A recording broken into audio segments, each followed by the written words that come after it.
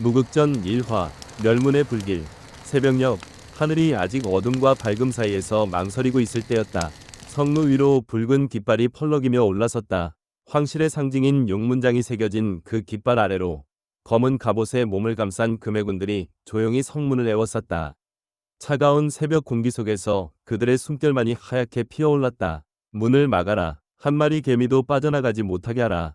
선봉장의 음성이 낮게 깔렸다. 그의 손짓 하나에 수십의 병사들이 일제히 움직였다. 쇠사슬이 성문을 감아돌고 창끝들이 하늘을 향해 치솟았다. 성 안의 소가문은 아직 잠들어 있었다. 대대로 황실의 충성을 바쳐온 명문가문. 그러나 이 새벽 그들을 기다리는 것은 영모의 누명과 멸문의 칼날이었다. 소가의 죄목을 읽어라. 선봉장의 외침이 성 안에 메아리 쳤다. 종이 펼쳐지고 날카로운 음성이 새벽 공기를 갈랐다. 소가주 소천룡과 그 일족, 황실을 배반하고 역적과 내통한 죄로 멸문에 처하노라. 그 순간 성안 곳곳에서 비명이 터져나왔다. 문들이 일제히 부서지고 금해군들이 물밀듯 쏟아져 들어왔다. 건광이 새벽 어둠을 가르고 피의 냄새가 공기 중으로 번져나갔다. 어머니, 어린아이의 외침이 들려왔다. 곧이어 둔기에 맞는 소리와 함께 그 목소리도 끊어졌다. 한 채, 또 한 채, 불길이 솟아오르기 시작했다. 소가의 안채 깊숙한 곳, 조용한 방 안에서 한 여인이 갓난아기를 품에 안고 있었다. 소가의 며느리 유씨였다. 밖에서 들려오는 소음에 아기가 울음을 터뜨리려 했으나 신기하게도 어머니의 긴장한 기운을 느끼곤 스스로 입을 다물었다. 마치 상황을 이해한 듯이 유씨는 그 모습을 보며 가슴이 두근거렸다. 다른 갓난아기라면 이미 울음을 터뜨렸을 텐데. 무그가, 너는 정말... 그녀는 피 묻은 손으로 아이의 이마를 어루만지며 속삭였다. 쉬, 조용히 해야 한단다. 창밖으로 불길이 점점 높아져 갔다. 친척들이 하나둘 끌려나가는 모습이 보였다. 백발의 숙부가, 어린 사촌동생이 모두 차례로 성 밖으로 끌려나갔다. 참수대에서 들려오는 둔탁한 소리, 그때마다 유씨의 가슴이 찢어지는 듯했다. 살아야 한다. 그녀는 이를 악물고 중얼거렸다. 품속의 아이만은, 이 아이만은 반드시 살려야 했다. 그때였다. 등 뒤에서 누군가의 기척이 느껴졌다. 유씨는 몸을 돌렸다. 검은 망토를 두른 한 사내가 창문 너머로 몸을 들이밀고 있었다. 얼굴은 보이지 않았지만 그 움직임에서 범상치 않은 기품이 느껴졌다. 누구신지? 소철룡. 그대와의 약속을 지키러 왔소. 사내는 낮게 중얼거리며 손을 내밀었다. 그의 목소리에는 깊은 안타까움이 배어 있었다. 짐이, 이것밖에 해줄 수 없어 미안하오. 유씨는 그 말에 깜짝 놀랐다. 짐이라는 호칭, 설마? 하지만 지금은 그런 것을 따질 때가 아니었다. 사내의 뒤로는 이미 길이 열려 있었다. 금해군들이 촘촘히 둘러싼 포위망에 어떻게 구멍이 뚫렸는지 알 수 없었지만 이 사람이라면 가능할 것 같았다. 유씨는 더 이상 망설이지 않았다. 아이를 더욱 꽉 품에 안고 창문을 넘어섰다. 조용히, 숨소리도 내지 마시오. 사내의 인도를 따라 그들은 어둠 속을 빠져나갔다. 담장을 넘고 골목을 돌고 때로는 지붕 위로 뛰어 올라가며 성 밖을 향해 나아갔다. 그런데 성문 앞에서 발각되고 말았다. 저기다, 도망자가 있다. 금해군 하나가 소리쳤다. 그러나 사내를 보는 순간 그는 얼굴이 하얗게 질렸다. 회야, 입을 다물어라. 사내의 한마디에 병사는 무릎을 꿇으려 했지만 사내가 재빨리 손짓으로 제지했다. 모른 척하라. 이는 짐의 명이다. 혼란스러워하는 병사들 사이로 사내는 유씨에게 외쳤다. 뛰시오. 유씨는 더 이상 뒤돌아보지 않고 달렸다. 아이를 품에 꽉 안고 있는 힘을 다해 뛰었다. 그런데 이상한 일이 벌어졌다. 무극이 갑자기 어머니 옷자락을 잡아당겼다. 그 순간 창끝이 바로 그 자리를 스쳐 지나갔다. 갓난아기가 위험을 미리 감지한 것일까? 유씨는 놀란 가슴을 쓸어내리며 달렸다. 살아야 한다. 살아야 한다. 그 말만 되뇌며 오직 앞만 보고 달렸다. 성을 빠져나온 것은 기적이었다. 하지만 도시로 향할 수는 없었다. 황실의 추적이 두려웠고 무엇보다 기근으로 굶주리는 백성들로 가득한 도시에서는 아이와 함께 살아남을 수 없었다. 유씨는 결국 산으로 향했다. 화려한 비단 옷을 벗어던지고 길가에서 주운 거친 삼배 옷으로 갈아입었다. 귀부인의 자태는 온데간데 없고 그저 아이를 품은 한 여인의 모습뿐이었다. 산속에서 그녀는 맨손으로 흙을 팠다. 나무 뿌리를 캐고 열매를 따며 아이를 먹였다. 손에는 물집이 터지고 피가 배어나왔지만 그녀는 견뎠다. 무궁마는 굶기지 않겠다는 의지로. 첫 번째 겨울이 지나고 두 번째 봄이 왔다. 아이는 이제 걸음마를 배우기 시작했다. 어머니의 치마폭을 잡고 아장아장 걷는 모습이 얼마나 사랑스러운지. 그런데 이상한 일들이 계속 일어났다. 걸음마를 배우던 무극은 어머니가 먹어도 되는 열매와 독이 있는 열매를 신기하게도 구분해냈다. 빨간 열매를 집어들었다가 고개를 저으며 내려놓고 다만 열매만 골라서 어머니에게 가져왔다. 이상하구나. 누가 가르쳐준 적도 없는데. 유 씨는 감탄하며 중얼거렸다. 아이가 말을 배우기 시작했을 때는 더욱 놀라웠다. 다른 아이들은 말을 배우기도 힘들어하는데 이 아이는 그녀가 한 번만 들려준 자장가를 벌써 흥얼거리고 있었다. 무그가 네가 정말 범상치 않구나. 아이가 말을 배우기 시작했을 때 그녀가 가장 먼저 가르친 것은 이름이었다. 무극, 내 이름은 무극이다. 아이는 맑은 눈으로 어머니를 바라보며 또박또박 말했다. 무극, 엄마. 그 순간 바람이 불어왔다. 산 너머에서 불어오는 바람이 모자의 머리카락을 흩날렸다. 그 바람 속에서 유씨는 무언가를 느꼈다. 운명이었다. 이 아이가 언젠가는 그날의 진실을 알게 될 것이고 복수의 길을 걷게 될 것이라는 예감. 하지만 그 복수가 누구를 향해야 할지 그것은 너무나 복잡한 문제였다. 하지만 지금은 그저 살아가는 것이 전부였다. 하루하루를 한 걸음 한 걸음을 해가 저물어 갔다. 산 너머로 붉은 노을이 번져나가고 그 빛이 모자의 얼굴을 물들였다. 유 씨는 아이를 무릎에 앉히고 먼 산을 바라보았다. 무그가 어머니가 너에게 해줄 이야기가 많이 있단다. 아이는 고개를 갸우뚱하며 어머니를 올려다보았다. 그 눈빛에는 또래 아이들과는 다른 무언가 깊이 있는 것이 담겨 있었다. 하지만 그 이야기들은 네가 더 자란 후에 해주마. 지금은 그저 이렇게 함께 있는 것만으로도 충분하구나. 그날 밤 유 씨는 아이를 재우며 조용히 중얼거렸다. 그날 무극은 세상에서 가장 깊은 상처와 가장 큰 품을 동시에 얻었다. 달빛이 창문을 통해 스며들어 모자의 얼굴을 은은하게 비췄다. 아이의 고른 숨소리만이 고요한 산속에 울려 퍼졌다. 그리고 어디선가 바람이 불어와 나뭇가지를 흔들었다. 마치 무언가 큰 일이 시작될 것임을, 그리고 이 아이가 범상치 않은 운명을 타고났음을 예고하는 듯이. 무극전 2화, 지독한 생존. 깊은 산골 자락. 아침 안개가 골짜기를 휘감는 곳에 초라한 오두막 하나가 서 있었다. 5대의 세월이 흘러도 그 집은 여전히 바람에 흔들렸으나 그 안에서 자라나는 한 아이만은 산의 전기를 받은 듯 또렷한 눈빛을 지니고 있었다.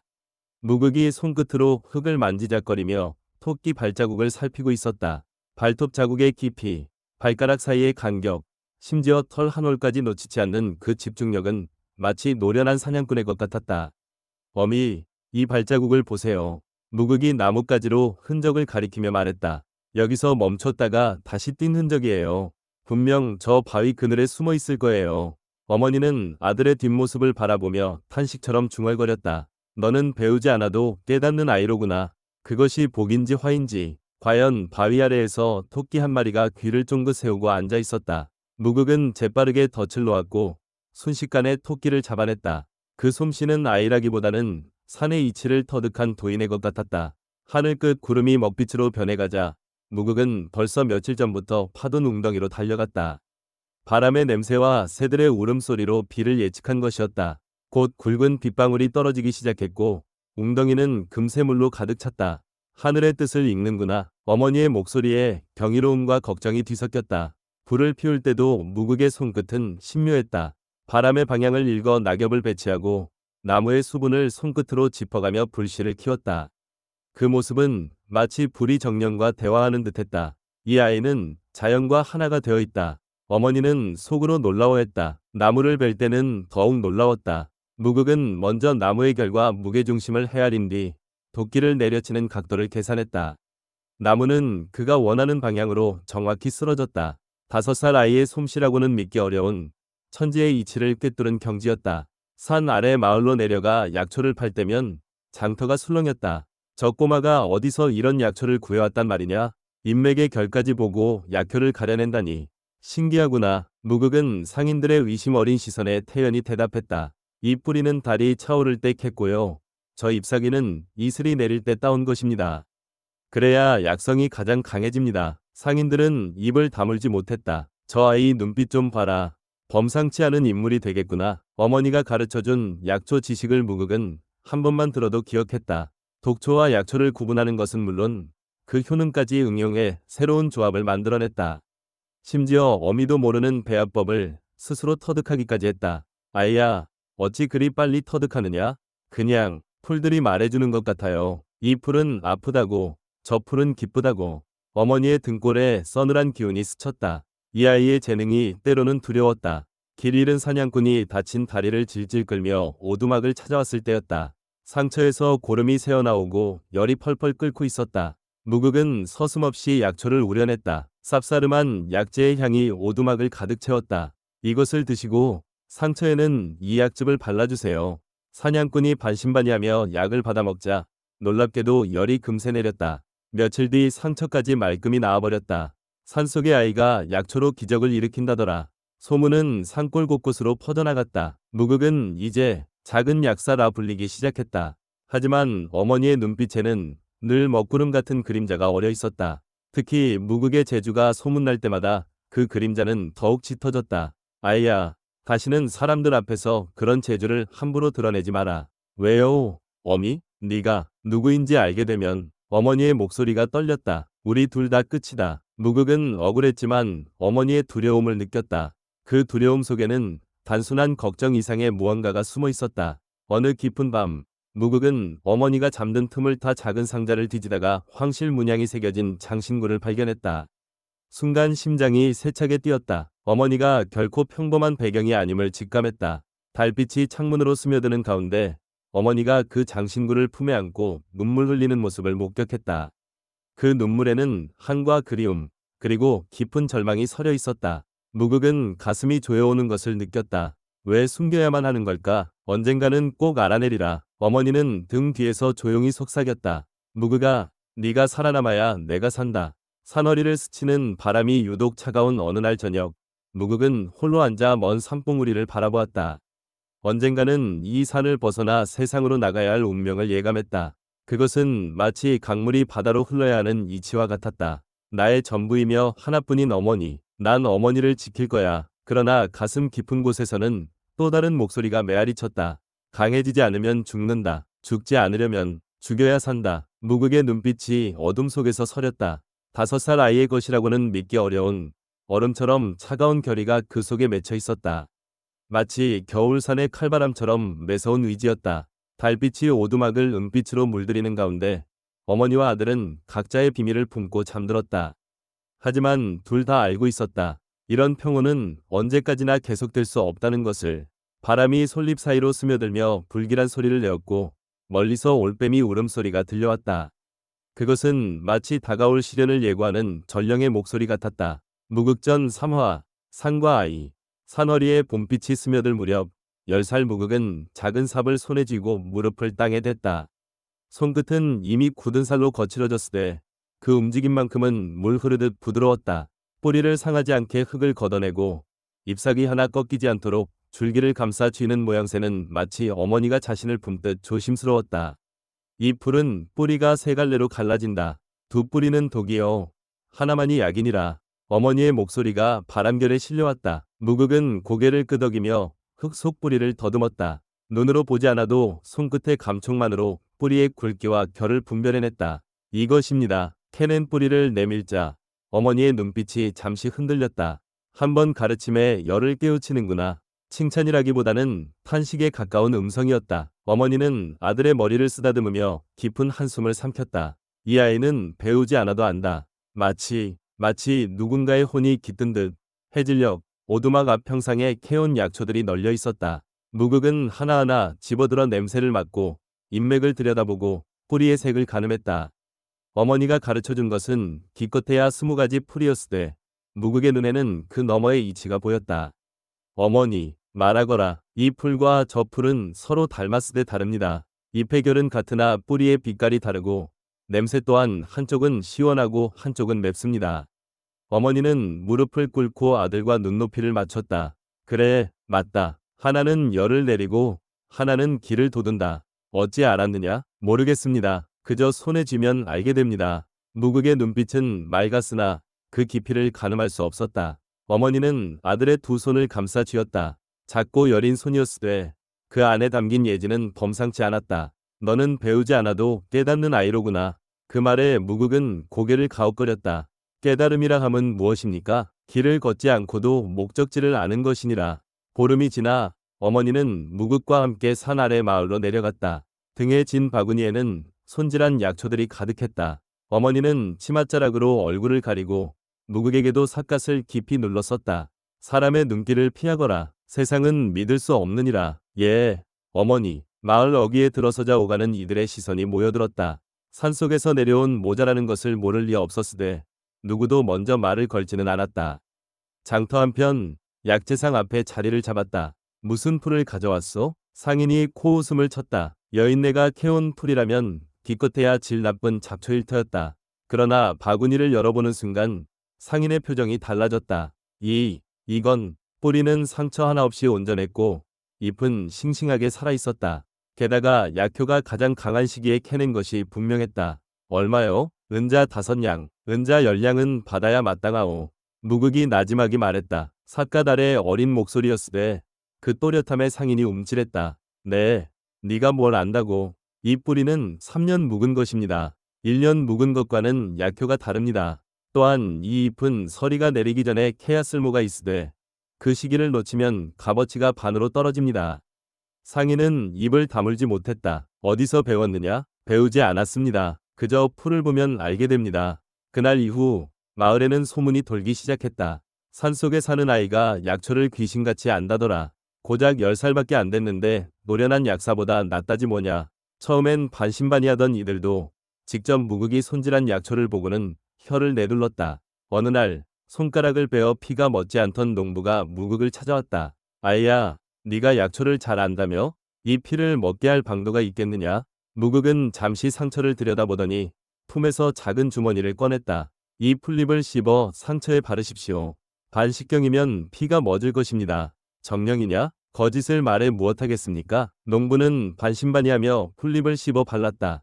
그리고 정말로 반식경이 지나자 피가 멎고 상처가 아물기 시작했다. 이게 어찌 된 일이냐? 농부는 무릎을 꿇고 절을 올렸다. 은혜를 잊지 않겠다. 그 일이 있은 후 마을 사람들은 무극을 산의 작은 약사라 부르기 시작했다. 그러나 소문이 퍼질수록 어머니의 얼굴은 어두워졌다. 무극아, 예, 어머니, 다시는 사람들 앞에서 내 재주를 드러내지 마라. 왜 그러십니까? 어머니는 아들을 꼭 끌어안았다. 품은 따뜻했으되 떨림이 느껴졌다. 세상은 네가 아는 것보다 잔혹하니라. 뛰어난 자는 시샘받고 귀한 것은 빼앗기는 법이다. 하오나 살아남아야 한다. 네가 살아야 내가 산다. 무극은 더 이상 묻지 않았다. 다만 어머니의 품에 얼굴을 묻은 채 작게 속삭였다. 예, 어머니. 그날 밤 무극은 잠들지 못하고 창밖을 내다보았다. 달빛이 차갑게 오두막을 비추고 바람은 쓸쓸히 소나무를 흔들었다. 왜 우리는 숨어야만 하는가? 왜 어머니는 늘 두려움에 떠는가? 문득 어머니가 간직한 작은 상자가 떠올랐다. 낮에 우연히 본 그 상자 안에는 황실의 문양이 새겨진 장신구가 들어있었다. 무극은 그것이 무엇을 의미하는지 몰랐으되 범상치 않은 물건임은 알 수 있었다. 언젠가는 알게 되겠지. 언젠가는 모든 것을 알게 될 것이다. 무극은 주먹을 꽉 쥐었다. 어린 손이었으되 그 안에는 이미 결의가 서려 있었다. 다음 날 무극은 홀로 산을 오르고 있었다. 약초를 캐러 가는 길이었으되 문득 풀숲에서 신음소리가 들렸다. 다가가 보니 다리를 다친 노루 한 마리가 쓰러져 있었다. 무극은 조심스럽게 다가가 노루의 상처를 살폈다. 뼈가 부러진 것은 아니었으되 깊은 상처에서 피가 흘러나오고 있었다. 가만히 있거라. 무극은 품에서 약초를 꺼내 씹어 상처에 발랐다. 노루는 처음엔 날뛰었으되 이내 순해져 무극의 손길을 받아들였다. 다 나을 것이다. 무극은 노루의 머리를 쓰다듬으며 중얼거렸다. 살리는 것이 옳다. 죽이는 것보다 살리는 것이 옳다. 그것이 무극이 스스로 깨우친 첫 번째 이치였다. 며칠 후 어머니는 무극이 치료한 노루를 발견했다. 상처는 깨끗이 아물었고 노루는 다시 산으로 돌아갔다. 네가 한 일이냐? 예, 어머니. 어머니는 한동안 말이 없었다. 그리고 깊은 한숨과 함께 중얼거렸다. 약초학 초급 경지에 이미 이르렀구나. 10살에 그 말에는 자랑보다 걱정이 더 짙게 배어 있었다. 이 아이는 언젠가 세상에 나가야 한다. 그러나 세상은 이 아이를 가만두지 않을 것이다. 어머니는 아들을 바라보며 가슴 한편에 서려 있는 예감을 떨쳐낼 수 없었다. 해질녘 무극은 혼자 바위 위에 앉아 있었다. 눈앞에는 끝없이 펼쳐진 산맥이 보였고 저 멀리 황혼이 하늘을 붉게 물들이고 있었다. 강해지지 않으면 죽는다. 문득 그런 생각이 들었다. 이유는 알 수 없었다. 다만 가슴 깊은 곳에서 타오르는 무언가가 그렇게 속삭였다. 강해져야 한다. 반드시. 무극은 주먹을 쥐었다. 작은 손이었으되 그 안에는 이미 불씨가 살아있었다. 훗날 무림을 태울 불씨가. 무극전 4화 어머니의 비밀. 12살이 된 무극은 처음으로 혼자 도시에 내려가게 되었다. 어머니는 약초를 손질하며 말했다. 이번에는 네가 혼자 가거라. 나는 몸이 좋지 않구나. 어머니, 염려 말 거라. 다만 사람들과 말을 섞지 말고 약초만 팔고 곧장 돌아오너라. 무극은 고개를 끄덕였다. 등에 진 바구니는 무거웠으되 발걸음만큼은 가벼웠다. 처음 보는 넓은 세상에 대한 기대와 어머니를 떠나는 불안이 뒤섞여 있었다. 산길을 벗어나 큰 길에 들어서자 오가는 사람들의 숫자가 눈에 띄게 늘어났다. 행상, 무인, 농부, 아전, 저마다 다른 옷을 입고 저마다 다른 얼굴을 하고 있었다. 세상은 넓구나. 무극은 삿갓을 깊이 눌러쓰고 발걸음을 재촉했다. 도시에 들어서자 무극의 눈이 휘둥그레졌다. 좌판마다 온갖 물건이 널려 있었고 사람들의 목소리는 파도처럼 밀려왔다. 싸다 싸. 이보다 싼 곳 없다. 생선이오. 금방 잡아온 싱싱한 생선. 무극은 약재상이 모여있는 골목으로 들어갔다. 삿갓 아래로 흘끗흘끗 주위를 살피며 가장 한산해 보이는 곳에 자리를 잡았다. 뭘 팔러 왔느냐? 주인은 턱수염을 쓰다듬으며 무극을 내려다보았다. 약초를 가져왔습니다. 꼬마 녀석이. 주인은 코웃음을 쳤으되 바구니를 열어보는 순간 표정이 변했다. 이건 뿌리는 온전했고 잎은 생기가 넘쳤다. 게다가 약효가 가장 강한 시기에 캐낸 것이 분명했다. 어디서 캤느냐? 산에서 캤습니다. 누가 가르쳐 주더냐? 아무도 가르쳐 주지 않았습니다. 주인은 한동안 무극을 뚫어지게 바라보았다. 이 아이, 예사롭지 않다. 장터 구석, 청색 도포를 입은 사내가 무극의 거래를 지켜보고 있었다. 그는 야광문의 학은 문도로 좋은 약재를 구하러 나온 길이었다. 저 나이에 저 정도 식견이라니. 사내는 무극이 약재상 주인에게 약초의 효능을 설명하는 모습을 보고 혀를 내둘렀다. 이 뿌리는 열을 내리되 기를 상하지 않고 이 잎은 독을 풀되 맛이 쓰지 않습니다. 그래. 약재상 주인조차 고개를 끄덕일 수밖에 없었다. 청색 도포의 사내는 무극에게 다가갔다. 꼬마, 잠깐 묻겠다. 무극은 고개를 들었다. 삿갓 아래로 보이는 눈빛은 맑았으되 경계심이 서려 있었다. 무엇을 물으시렵니까? 이 약초를 보아라. 이것의 효능이 무엇인지 아느냐? 사내가 꺼낸 것은 잎이 5갈래로 갈라진 희귀한 풀이었다. 무극은 잠시 들여다보더니 대답했다. 오엽초입니다. 독을 풀되 기를 보하는 약효인데 이것은 채 익지 않았습니다. 한 달 더 두었다가 써야 제 효능을 발휘할 것입니다. 느낌표. 사내는 입을 다물지 못했다. 이 아이가 어찌 오엽초를 아는가. 게다가 숙성 시기까지 정확히 짚어내다니. 너 이름이 무엇이냐? 무극은 대답하지 않았다. 바로 그때였다. 무극아. 익숙한 목소리에 무극은 화들짝 놀라 고개를 돌렸다. 어머니가 창백한 얼굴로 달려오고 있었다. 어머니, 왜? 가자. 어머니는 무극의 손을 낚아채듯 붙잡고 장터를 빠져나갔다. 청색 도포의 사내는 그 모습을 어리둥절한 표정으로 지켜볼 뿐이었다. 저 아이. 대체 산길로 돌아오는 내내 어머니는 한마디도 하지 않았다. 그러나 오두막에 들어서자마자 어머니의 목소리가 터져나왔다. 내가 무엇라 했느냐? 사람들 앞에서 내 재주를 드러내지 말라 하지 않았느냐?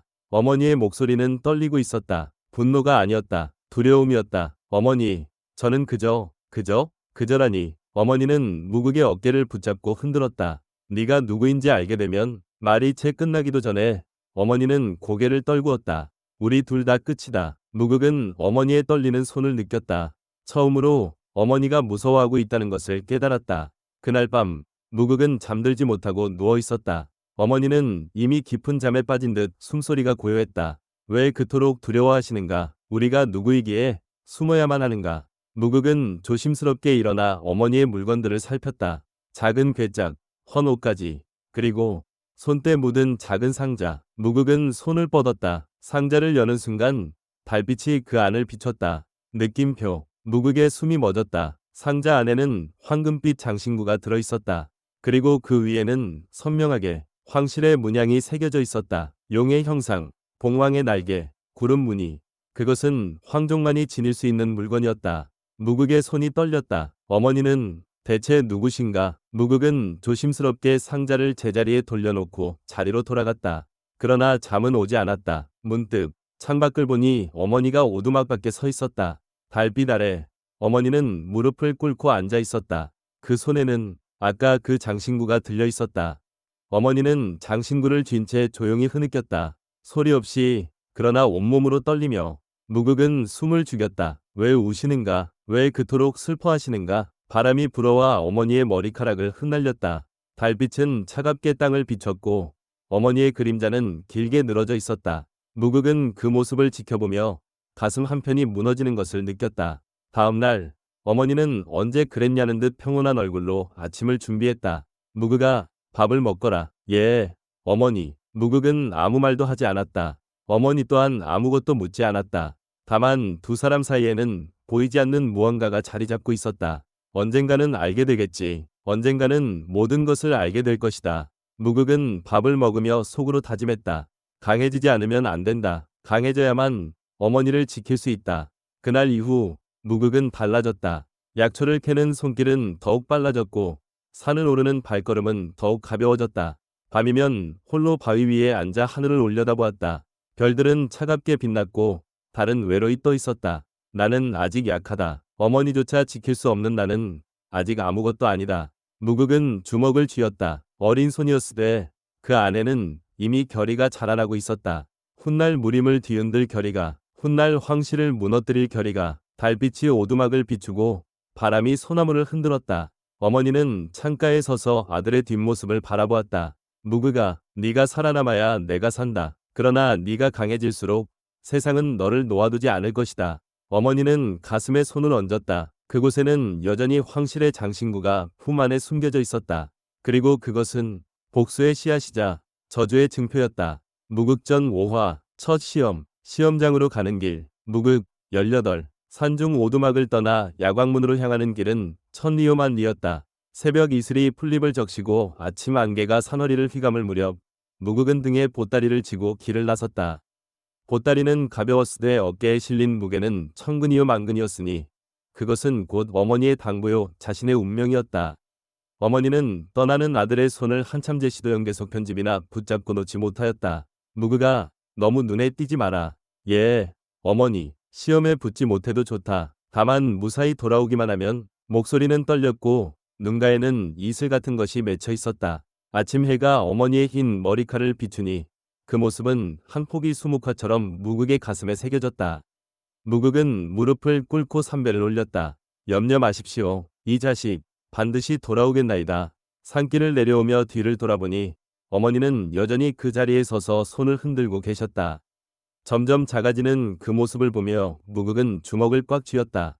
반드시 살아 돌아가리라. 반드시. 야광문에 이르다. 사흘을 걸어 무극은 야광문이 자리한 청운산 자락에 도착했다. 산새는 용이 꿈틀거리듯 굽이쳤고 봉우리는 구름을 뚫어 하늘에 닿을 듯하였다. 산기슭부터 돌계단이 구름 속으로 이어져 있었는데 그 수를 헤아릴 수 없을 만큼 아득하였다. 계단 입구에는 이미 수백 명의 사람들이 모여 있었다. 젊은이도 있었으나 대부분은 3, 40대의 중년이었고 어떤 이는 백발이 성성한 노인이었으며 어떤 이는 지팡이에 의지한 채 숨을 헐떡이고 있었다.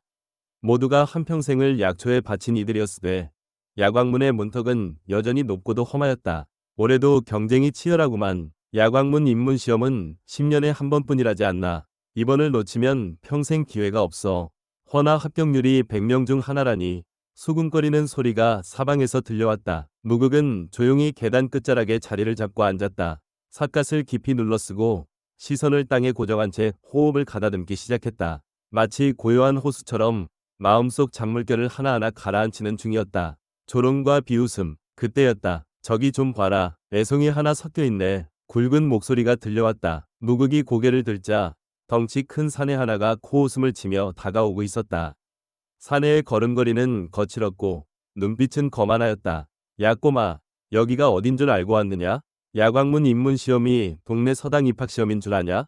주변에서 웃음소리가 터져나왔다. 하하, 저 나이면 고작 20살도 안 됐을 텐데 약초 이름이나 5개 알까? 기껏 산에서 풀이나 뜯어온 촌놈이겠지. 무극은 대꾸하지 않았다. 다만 삿갓 아래 눈빛만이 고요히 빛날 뿐이었다. 마치 깊은 못 속에 잠긴 칼날처럼 겉으로는 잔잔하되 그 안에는 서늘한 기운이 서려 있었다. 사내는 더욱 기세등등해져서 무극의 어깨를 툭툭 쳤다. 야, 말 좀 해봐. 벙어리냐? 이봐, 내가 말을. 손을 거두시오. 무극의 목소리는 낮았으되 그 안에 서린 기운은 한겨울 서리처럼 차가웠다. 사내는 순간 움찔하였다. 무극의 눈빛이 자신의 목덜미를 스치듯 지나가는 느낌을 받았기 때문이다. 마치 칼끝이 목에 닿은 듯한 전율이 등골을 타고 올랐다. 재수 없는 놈. 사내는 중얼거리며 물러섰다. 그러나 주변의 시선은 여전히 무극을 향해 있었다.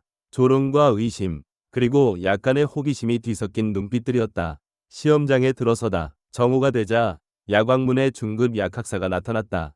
푸른 도포를 입은 중년 사내였는데 얼굴에는 세월의 주름이 패여 있었고 눈빛은 예리하였다. 그가 한 걸음 내디딜 때마다 은은한 약향이 주위로 퍼져나갔으니 오랜 세월 약초와 함께한 이 기운이었다. 시험을 시작한다. 모두 안으로 들어오라. 사람들이 우르르 몰려 계단을 오르기 시작했다. 무극도 그 뒤를 따라 천천히 걸음을 옮겼다. 계단은 끝이 보이지 않을 만큼 길었다. 한 계단 한 계단 오를 때마다 숨이 가빠지고 다리가 후들거렸다. 주변에서는 벌써부터 신음소리가 들려왔다. 이것도 시험인가? 다리가 풀린다. 그러나 무극은 호흡을 고르며 한 걸음 한 걸음 내디뎠다. 산속에서 어머니와 함께 살며 단련된 발걸음은 하되 흔들리지 않았다. 이각을 오르자 마침내 거대한 정각이 눈앞에 나타났다. 야광전. 정각은 하늘을 찌를 듯 우뚝 솟아 있었고 현판에는 용 한 마리가 여의주를 물고 승천하는 그림이 새겨져 있었다. 용의 눈빛은 생생하여 마치 살아 움직이는 듯하였고 비늘 하나하나까지 정교하게 조각되어 있었다. 현판 아래로는 붉은 주련이 바람에 나부끼고 있었다. 야광제세 만병회춘. 천하무쌍 구사회생. 무극은 잠시 멈춰서서 현판을 올려다보았다. 저 글귀처럼 자신도 언젠가 죽어가는 이를 살릴 수 있을까? 아니, 살리는 것이 아니라 복수를 위해서라도 강해져야 한다. 정각 안으로 들어서자 넓은 대청이 펼쳐졌다. 바닥은 청석으로 깔려 있었는데 한 조각 한 조각이 매끄럽게 다듬어져 있어 발을 디딜 때마다 은은한 기운이 발바닥을 타고 올라왔다. 벽면에는 수천 가지 약초 그림이 그려져 있었다. 천산설련화, 천년하수, 구양초, 구음초. 하나하나가 살아있는 듯 생생하였다. 천장에는 향로가 매달려 있어 은은한 약향이 코끝을 스쳤다. 그 향은 정신을 맑게 하는 동시에 마음을 가라앉히는 묘한 기운이 있었다.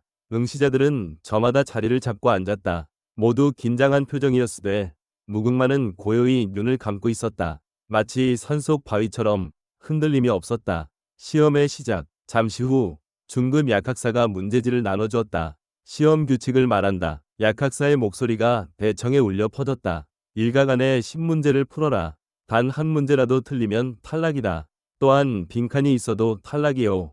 글씨를 알아볼 수 없어도 탈락이다. 응시자들 사이에서 긴장한 한숨이 흘러나왔다. 어떤 이는 손을 떨었고 어떤 이는 이마에 땀을 흘렸다. 무극은 문제지를 받아들었다. 종이는 부드러웠고 먹향이 은은히 풍겼다. 문제는 단정한 해서체로 적혀 있었다. 첫 번째 문제. 천산설련화의 꽃잎은 몇 장이며 약효가 가장 강한 시기는 언제인가? 무극의 눈빛이 빛났다. 마치 어둠 속에서 별 하나가 반짝이듯 순간적으로 답이 떠올랐다. 6장. 한겨울 첫눈이 내린 뒤 3일째 되는 날. 붓을 들어 단숨에 답을 적어 내려갔다. 붓끝이 종이 위를 흐르니 마치 물이 흐르듯 자연스러웠다. 두 번째 문제. 구양초와 구음초를 함께 다리면 어떤 효능이 나타나는가? 음양이 조화되어 기혈을 통한다. 그러나 비율이 9대 1이 아니면 독이 된다. 구양이 9요. 구음이 1이니 이는 곧 양이 성하고 음이 약함이라. 세 번째, 네 번째, 다섯 번째. 무극의 붓은 멈추지 않았다. 주변 응시자들이 이마에 땀을 흘리며 고민하는 동안 무극은 이미 6번째 문제를 풀고 있었다. 붓소리만이 조용히 대청에 울려 퍼졌다. 사각사각, 사각사각. 마치 봄비가 처마를 두드리는 소리처럼 고요하되 끊임없이 이어졌다. 3분의 기적. 시험 시작 3분 만에 무극은 붓을 내려놓았다. 주변이 순간 조용해졌다. 응시자들이 하나둘 고개를 들어 무극을 바라보았다. 믿을 수 없다는 표정이었다. 저놈 벌써 끝냈나? 말도 안 돼. 분명 아무렇게나 쓴 거야. 아니면 포기한 거겠지. 수군거리는 소리가 들려왔으나 무극은 눈을 감고 호흡을 가다듬을 뿐이었다. 중급 약학사가 위아한 표정으로 다가왔다. 벌써 다 풀었단 말이냐? 예. 약학사는 무극의 답안을 집어들었다. 첫 번째 문제부터 천천히 읽어내려갔다.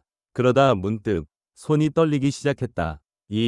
이것은 얼굴이 점점 창백해졌다. 두 번째, 세 번째를 읽을수록 눈빛이 흔들렸다. 그리고 마지막 10번째 문제에 이르러서는 그의 입이 떡 벌어졌다.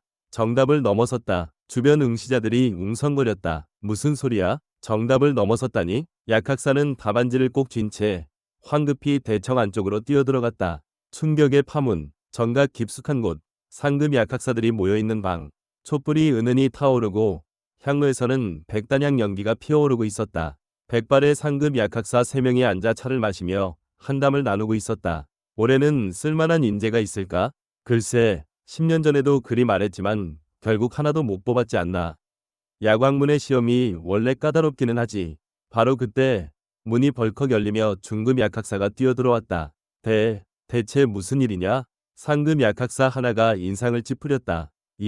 이것을 보십시오. 중급 약학사가 숨을 헐떡이며 답안지를 내밀었다. 상급 약학사는 미간을 찌푸리며 답안을 받아들었다. 처음에는 대수롭지 않게 훑어보았으나 문득 움직임이 멎었다. 이게 정령? 예. 그것뿐만이 아닙니다. 10번째 문제를 보십시오. 상급 약학사의 손이 떨리기 시작했다. 10번째 문제. 백년 묵은 혈삼과 천년 묵은 하수오를 함께 쓰면 어찌 되는가? 이는 야광문에서도 풀지 못한 난제였다. 정답이 정해지지 않았으니 응시자의 견해를 듣기 위한 문제였다. 그런데 무극의 답은 둘을 함께 쓰면 기가 역류하여 죽음에 이른다. 혈삼은 양기를 돋우고 하수오는 음기를 보하니 둘이 만나면 음양이 충돌하여 화가 된다. 그러나 중간에 구미호의 담 한 돈을 더하면 음양을 조화시켜 죽은 자도 살릴 수 있는 영약이 된다. 이는 구미호의 담이 천지 사이를 오가는 영물의 정수이기 때문이니 음도 아니요 양도 아닌 중화의 기운이라. 느낌표. 상급 약학사는 말문이 막혔다. 다른 2명도 일제히 자리에서 일어나 답안을 들여다보았다. 이것은 구미호의 담이라. 그렇다. 우리가 미처 생각지 못한 부분이다. 셋은 서로의 얼굴을 바라보았다. 눈빛에는 경악과 흥분이 뒤섞여 있었다. 이 아이는 누구냐? 산속에서 온 아이라고 합니다. 나이는 18이라고? 상급 약학사들은 다시 한번 놀랐다. 이 정도 통찰을 18에 지녔다니. 당장 고급 약학사께 보고하라. 아니, 대종사께 직접 올려야 한다. 대종사에게 전해지다. 답안지는 곧 야광문 대종사에게까지 전달되었다. 대종사는 80을 넘긴 노인이었다. 백발이 성성하였고 얼굴에는 세월의 주름이 깊이 패여 있었다. 그러나 눈빛만큼은 여전히 예리하였으니 마치 독수리가 먹잇감을 노려보듯 날카로웠다. 대종사는 향로 앞에 앉아 묵상을 하고 있었다. 그의 앞에는 펼쳐진 고서 한 권이 있었는데 바로 야광문의 비전서인 야광진경이었다. 대종사님, 문이 열리며 고급 약학사가 들어왔다. 무슨 일이냐? 대종사는 눈을 뜨지도 않고 물었다.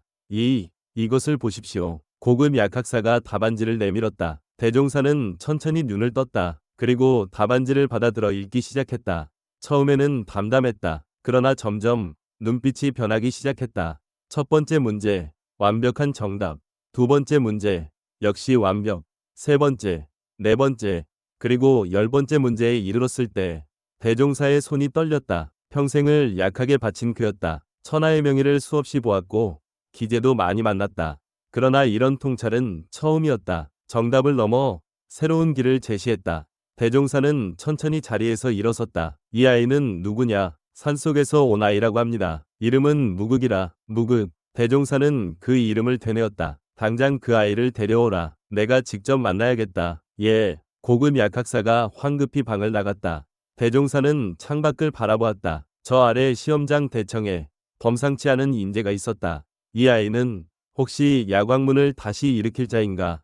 불길한 예감. 시험장 대청. 무극은 여전히 눈을 감고 앉아 있었다. 주변 응시자들은 여전히 문제를 풀고 있었다. 어떤 이는 이마에 땀을 뻘뻘 흘렸고 어떤 이는 붓을 쥔 채 멍하니 문제지를 바라보고 있었다. 그때였다. 갑자기 무극의 가슴이 조여왔다. 느낌표. 숨이 막혔다. 심장이 미친 듯이 뛰기 시작했다. 마치 누군가 자신의 심장을 손으로 움켜쥐는 듯한 느낌이었다. 이것은 알 수 없는 불안감이 온몸을 휘감았다. 머릿속에 무언가 스쳤다. 어머니의 얼굴, 느낌표. 무극은 벌떡 일어섰다. 주변 응시자들이 놀라 쳐다보았다. 저놈, 왜 저러지? 시험 포기하나? 그러나 무극은 그들의 말을 듣지 못했다. 귓가에는 오직 한 가지 소리만 들렸다.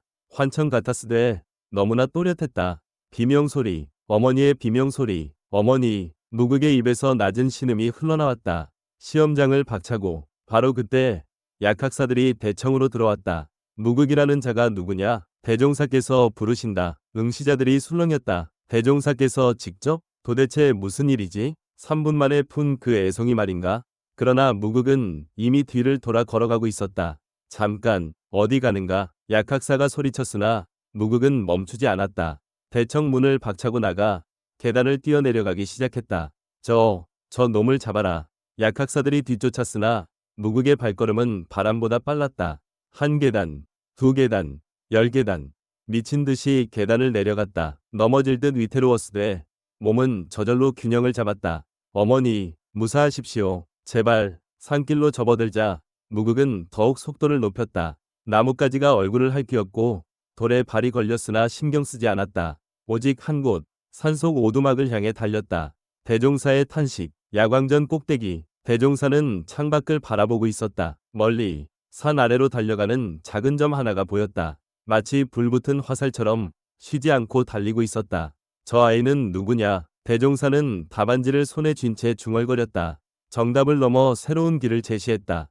그런데 왜? 옆에 서 있던 고급 약학사가 조심스럽게 말했다. 쫓아가 데려올까요? 아니다. 대종사는 고개를 저었다. 저 아이에게는 우리보다 더 중요한 일이 있는 모양이다. 대종사는 답안지를 가만히 내려다보았다. 글씨 하나하나에는 절실함이 배어 있었다. 마치 살기 위해, 아니 누군가를 지키기 위해 필사적으로 쓴 듯한 느낌이었다. 그러나 이 인연은 여기서 끝이 아닐 것이다. 대종사의 눈빛이 깊어졌다. 이 아이는 반드시 말을 잊지 못했다. 창밖으로 석양이 지고 있었다. 붉은 노을이 하늘을 물들이고 산 그림자는 길게 늘어져 있었다. 무극의 뒷모습은 이미 저 멀리 사라져 보이지 않았다. 달리는 무극. 무극은 쉬지 않고 달렸다. 해가 지고 달이 떴으나 발걸음은 멈추지 않았다. 산길, 들길, 냇가를 가리지 않고 오직 집을 향해 내달렸다. 발바닥이 터져 피가 흘렀으되 느끼지 못했다. 숨이 목까지 차올랐으되 멈출 수 없었다. 가슴속에서는 불길한 예감이 점점 커져갔다. 제발, 제발 무사하십시오. 나의 전부이며 하나뿐인 어머니. 밤하늘에 먹구름이 드리웠다. 바람이 차갑게 불어왔다. 그리고 저 멀리 하늘 한편이 붉게 물들어 있었다. 마치 불길처럼. 무극전 6화. 불길한 연기. 붉게 물든 하늘. 밤하늘이 붉었다. 달빛도 아니요. 별빛도 아니요. 오직 불길의 빛이었다. 무극은 숨이 터질 듯 달렸다. 발이 찢어져 피가 흘렀으되 제시도연 계속 편집아픔을 느낄 겨를이 없었다.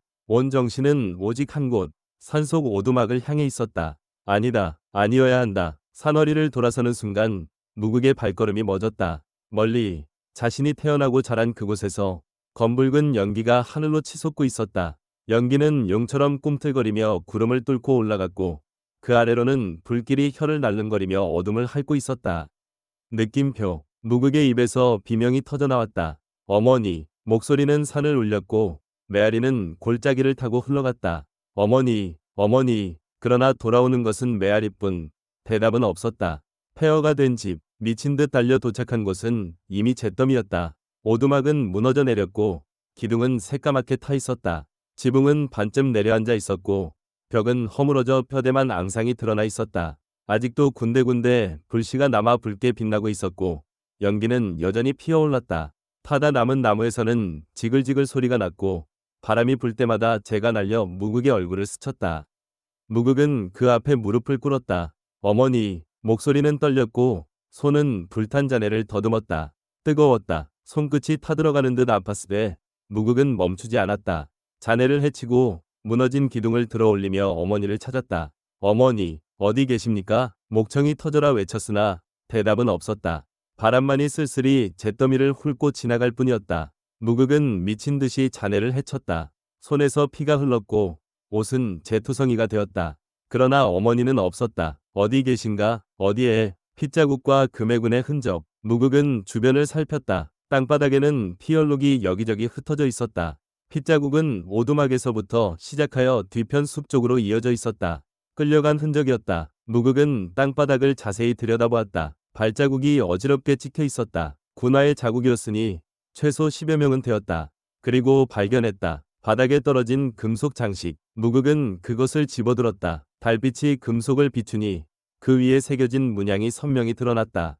금해군, 황실 직속 군사들만이 지니는 표식이었다. 용의 발톱 5개가 여의주를 움켜쥔 형상이었으니 황제의 손발이 되어 움직이는 자들의 징표였다. 황실, 무극의 손이 장식을 움켜쥐었다. 금속 모서리가 손바닥을 파고들어 피가 흘렀으되 느끼지 못했다.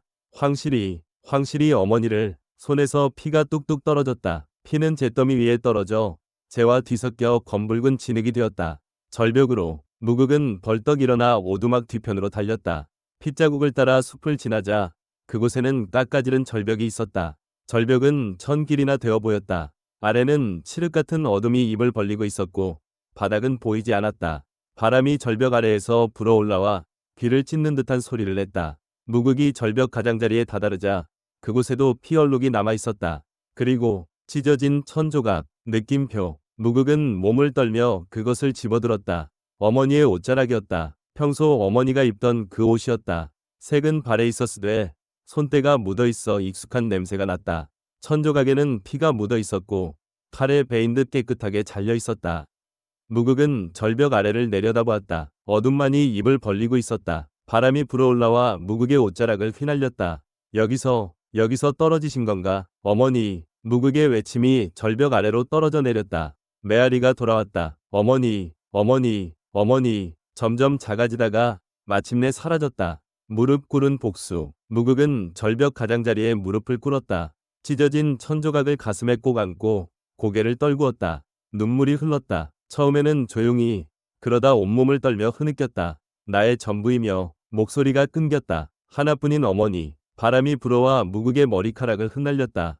달은 구름에 가려 보이지 않았고 세상은 어둠에 잠겨 있었다. 얼마나 시간이 흘렀을까? 무극은 천천히 고개를 들었다. 눈물은 말랐고 눈빛은 변해 있었다. 마치 칼날처럼 차갑고 불꽃처럼 뜨거웠다.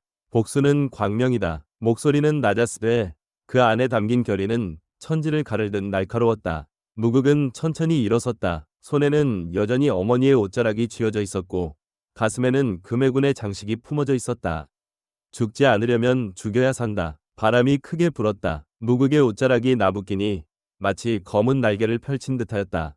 강해지지 않으면 죽는다. 절벽 아래에서 바람이 울부짖었다. 무극은 뒤를 돌아 걸어갔다. 발걸음은 무겁지 않았다. 오히려 가벼웠다. 그러나 그 가벼움 안에는 무거운 결의가 담겨 있었다. 잿더미 속에서 무극은 다시 오두막터로 돌아왔다. 잿더미는 아직 뜨거웠고 연기는 여전히 피어오르고 있었다. 무극은 무릎을 꿇고 잿더미를 헤쳤다. 그리고 발견했다. 반쯤 탄 작은 상자. 무극은 조심스럽게 상자를 끌어냈다. 겉은 새까맣게 그을렸으되 안은 온전했다. 상자를 열자 익숙한 것이 눈에 들어왔다. 황실의 문양이 새겨진 장신구. 불에 그을렸으되 문양만큼은 선명했다. 용의 형상, 봉황의 날개, 구름 무늬, 달빛이 장신구를 비추니 금빛이 은은히 빛났다. 무극은 장신구를 집어들었다. 이것이, 손끝이 떨렸다. 이것이 우리를 죽였구나. 목소리에는 원한이 서려 있었다. 그렇다면 무극은 장신구를 가슴에 품었다. 어머니의 찢어진 옷자락과 함께 이것으로 복수하리라. 마을로 내려가다. 이튿날 새벽, 동이 트기 전 무극은 산을 내려왔다. 얼굴은 잿빛으로 변해 있었고 눈빛은 텅 비어 있었다. 아니, 비어 있는 듯하되 그 안에는 무언가 꿈틀거리고 있었다. 마치 깊은 못 속에 잠긴 용처럼 겉으로는 고요하되 안으로는 끓어오르고 있었다. 마을에 도착하자 사람들이 수군거렸다. 저 아이, 어젯밤 불 때문에 어머니가 돌아가셨다던데. 불쌍하게도 금해군이 왔었다던데. 무슨 일이 있었던 모양이야. 쉿, 함부로 말하지 마. 황실 일에 끼어들면 우리도 목이 날아간다. 무극은 그들의 말을 듣지 않았다. 아니, 그때 신경 쓰지 않았다. 다만 장터로 향했다. 무기를 파는 곳으로. 삼재건법을 사다. 장터 한편 헌책과 무기를 파는 좌판이 있었다. 먼지가 수북이 쌓인 물건들이 어지럽게 널려 있었고 주인은 졸고 있었다. 무극은 그곳에 멈춰 섰다. 발소리에 주인이 눈을 떴다. 그리고 무극의 얼굴을 보고 움찔했다. 눈빛이 심상치 않았기 때문이다. 마치 죽은 자의 눈빛 같으면서도 동시에 살아있는 불길 같았다. 뭘 찾느냐? 검법서가 있습니까? 목소리는 낮았으되 또렷했다. 검법서? 하하, 있긴 한데. 주인은 떨리는 손으로 먼지 쌓인 책 더미를 뒤적였다. 이거나 가져가라. 삼재검법이라는 건데 하도 안 팔려서 말이지. 주인이 내민 책은 낡고 해진 것이었다. 표지는 찢어져 있었고 쪽수도 많지 않았다. 누렇게 바랜 종이에는 군데군데 벌레 먹은 자국이 있었다. 이게 뭡니까? 옛날 어느 촌놈이 만들었다는 검법이야. 삼재. 그러니까 천지인의 이치를 담았다고 하는데 주인은 코웃음을 쳤다. 허수아비나 배는 되나 쓸까 말까 한 싸구려지. 천하의 무인들이 다들 비웃는 검법이야. 하나 사면 하나 더 준다고 해도 안 가져가더군. 얼마입니까? 은자 한 냥만 줘. 무극은 품에서 은자를 꺼내 건넸다. 마지막 남은 돈이었다. 이따위 걸로 뭘 하려고? 주인이 중얼거렸으나 무극은 이미 돌아서고 있었다. 주인은 무극의 뒷모습을 보며 고개를 저었다. 불쌍한 것, 어머니 잃고 정신이 나간 모양이야. 첫 장을 펼치다. 마을을 벗어나 무극은 냇가에 앉았다. 물은 졸졸 흘렀고 바람은 부드럽게 불었다. 하늘은 맑았고 구름은 천천히 흘러갔다. 그러나 무극의 세상은 어두웠다. 손에 든 삼재검법을 천천히 펼쳤다. 첫 장에는 거친 붓글씨로 이렇게 적혀 있었다. 하늘은 높고 땅은 낮으며 사람은 그 사이에 있다. 검 또한 그러하니 하늘을 본받아 가볍게, 땅을 본받아 무겁게, 사람을 본받아 유연하게 쓰라.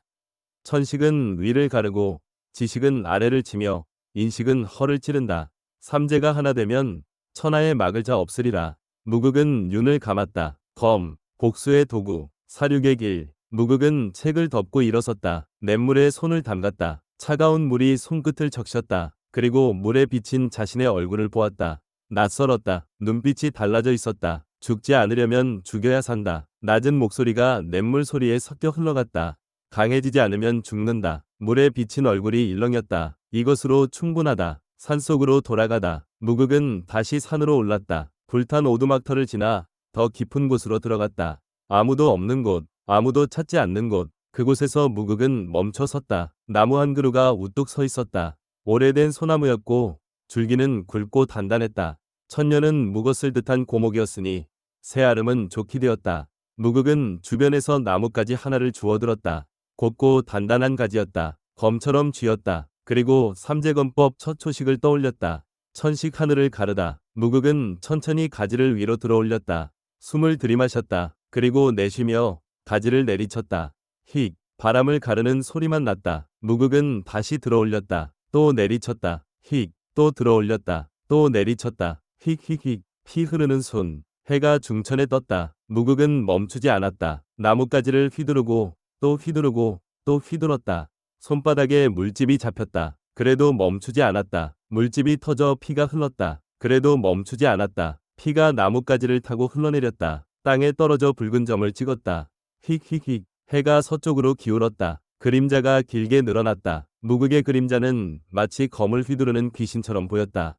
휙휙휙, 달이 떴다. 달빛이 무극을 비췄다. 땀과 피로 범벅이 된 모습이었다. 그러나 눈빛만큼은 흔들리지 않았다. 강해지지 않으면 죽는다. 강해지지 않으면 복수할 수 없다. 휙휙휙, 나뭇가지가 부러졌다. 무극은 세 가지를 주워들었다. 다시 휘둘렀다. 휙휙휙, 절벽에서의 맹세. 밤이 깊었을 때 무극은 다시 절벽으로 갔다. 손에는 여전히 나뭇가지가 들려 있었다. 피로 얼룩진 가지였다. 절벽 가장자리에 섰다. 아래는 여전히 어둠이 입을 벌리고 있었다. 바람이 불어올라와 무극의 옷자락을 휘날렸다. 무극은 나뭇가지를 검처럼 들어올렸다. 그리고 하늘을 향해 외쳤다. 나의 전부이며 하나뿐인 어머니. 목소리가 산을 울렸다. 복수는 광명이다. 메아리가 골짜기를 타고 흘러갔다. 복수는 광명이다. 광명이다. 광명이다. 무극은 나뭇가지를 내리쳤다. 휙, 바람이 갈라졌다. 이 검으로 또 휘둘렀다. 휙, 이 검으로 반드시 또 휘둘렀다. 휙, 반드시 복수하리라. 마지막 일격이 허공을 갈랐다. 그 순간 나뭇가지가 부러지며 절벽 아래로 떨어져 내렸다. 어둠 속으로 사라졌다. 무극은 빈손으로 서 있었다. 손에서는 여전히 피가 흘렀다. 피는 손가락을 타고 흘러 땅에 떨어졌다. 똑, 똑, 똑. 마치 빗방울처럼 무극은 피 묻은 손을 천천히 쥐었다. 죽지 않으려면 죽여야 산다. 낮은 목소리가 바람에 실려 흩어졌다. 강해지지 않으면 죽는다. 무극은 뒤를 돌아 걸어갔다. 절벽을 등지고 산을 향해 걸어갔다. 발걸음은 무거웠으되 멈추지 않았다. 하늘에는 별이 총총히 빛나고 있었다. 그러나 무극의 세상에는 별도 달도 없었다. 오직 복수라는 이름의 어둠만이 있을 뿐이었다. 무극전 7화 야광문 초빙 폐허 위의 방문 산중에 가을이 깊어갈 무렵이었다. 낙엽이 한 입 두 입 떨어지고 서리가 풀잎에 내려앉았다. 무극이 어머니를 잃은 지 보름이 지났으되 산은 여전히 고요하였다. 불탄 오두막터 무극은 그곳에서 조금 떨어진 곳에 움막을 지어 기거하고 있었다. 낮에는 삼재건법을 익히고 밤에는 약초를 손질하였다. 말이 없었고 웃음도 없었다. 다만 살아있을 뿐이었다. 그날도 무극은 나무 앞에서 가지를 휘두르고 있었다.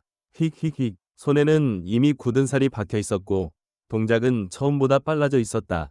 그때였다. 누구냐? 무극의 동작이 멎었다. 기척이 느껴졌다. 여럿이었다. 10여 명은 되어 보였다. 무극은 천천히 뒤를 돌아보았다. 대종사의 등장. 산길을 따라 사람들이 올라오고 있었다. 앞장선 이는 백발의 노인이었다. 도포는 청색이었으되 은은한 광채가 흘렀고 걸음걸이는 느렸으되 흐트러짐이 없었다. 지팡이를 짚고 있었으나 그것은 지팡이가 아니라 장식에 가까웠으니 노인의 걸음은 지팡이 없이도 바위처럼 단단하였다. 노인의 뒤로는 야광문의 약학사들이 따르고 있었다. 모두 공손히 고개를 숙인 채 한 발짝 떨어져 걷고 있었으니 노인에 대한 존경이 자세에서 묻어났다.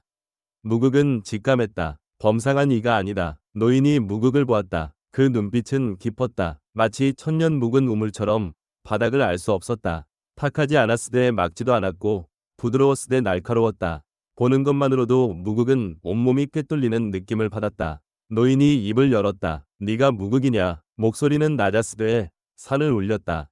그러하옵니다. 무극은 고개를 숙여 답했다. 노인은 천천히 다가왔다. 불탄 오두막터를 둘러보고 무극이 손질해 놓은 약초들을 보고 피 묻은 나뭇가지를 보았다. 불쌍한 아이로구나. 한숨 같은 말이었다. 이미 모든 것을 알고 있다. 내 어머니가 어찌 되었는지, 금해군이 왜 왔는지. 무극의 손이 떨렸다. 모두 알고 계십니까? 그렇다. 노인은 고개를 끄덕였다. 그리고 나는 내 답안을 보았다. 야광문 입문시험에서 네가 쓴 그 답안을. 무극은 고개를 들었다. 그것이 무슨 상관이옵니까? 상관이 있다. 노인은 무극의 눈을 똑바로 바라보았다. 너는 천재다. 천년에 한 번 나올까 말까 한 제목이다. 그런 네가 이 산속에서 섞는 것을 이 늙은이는 보고만 있을 수 없구나. 간절한 청. 노인은 천천히 무릎을 꿇었다. 뒤따르던 약학사들이 깜짝 놀라 소리쳤다. 대종사님, 어찌 그러십니까? 그러나 노인은 손을 들어 그들을 제지했다. 물러서라. 약학사들은 떨리는 목소리로 물러섰다. 대종사는 무극을 올려다보았다. 백발의 노인이 젊은 소년 앞에 무릎을 꿇고 있는 모습은 기이하였다. 무극아, 우리 문파를 살려다오. 목소리는 떨렸다. 야광문은 이제 쇠락하였다. 한때는 천하를 호령하던 문파였으되 이제는 무림에서 조롱거리가 되었다. 영약을 만들지 못하니 문도들은 떠나고 재정은 바닥났으며 문파의 명맥이 끊어질 지경이다. 대종사의 눈에는 눈물이 맺혀 있었다. 수천 년의 맥이 끊어지려 한다. 이 늙은이 한 세대에서 야광문이 사라진다면 나는 죽어서도 조상님들을 볼 면목이 없다. 내 답안을 보았다. 그 통찰을, 그 깨달음을. 네가 아니면 야광문은 살아날 수 없다. 대종사는 이마를 땅에 대고 절을 올렸다. 부디 이 늙은이의 청을 들어다오. 명예의 대종사. 무극은 한동안 말이 없었다. 바람이 불어와 낙엽을 흩날렸다. 하늘은 높고 푸르렀으며 구름은 느리게 흘러갔다. 일어나십시오. 무극이 말했다. 저는 아직 어리고 배운 것도 없으며 덕도 없습니다. 어찌 대종사님께서 이 미천한 자식에게 무릎을 꿇으십니까? 네가 어리다고? 아니다. 대종사는 고개를 들었다. 나이는 숫자에 불과하다. 중요한 것은 재능이요. 통찰이다. 너는 이미 우리 문파의 어느 누구보다 뛰어나다. 대종사는 천천히 일어섰다. 나는 내게 정식 대종사 자리를 줄 수 없다. 네가 아직 어리기 때문이다. 그러나 대종사는 품에서 무언가를 꺼냈다. 옥패였다. 청옥으로 만들어진 패인데 그 위에는 약초 문양이 새겨져 있었다.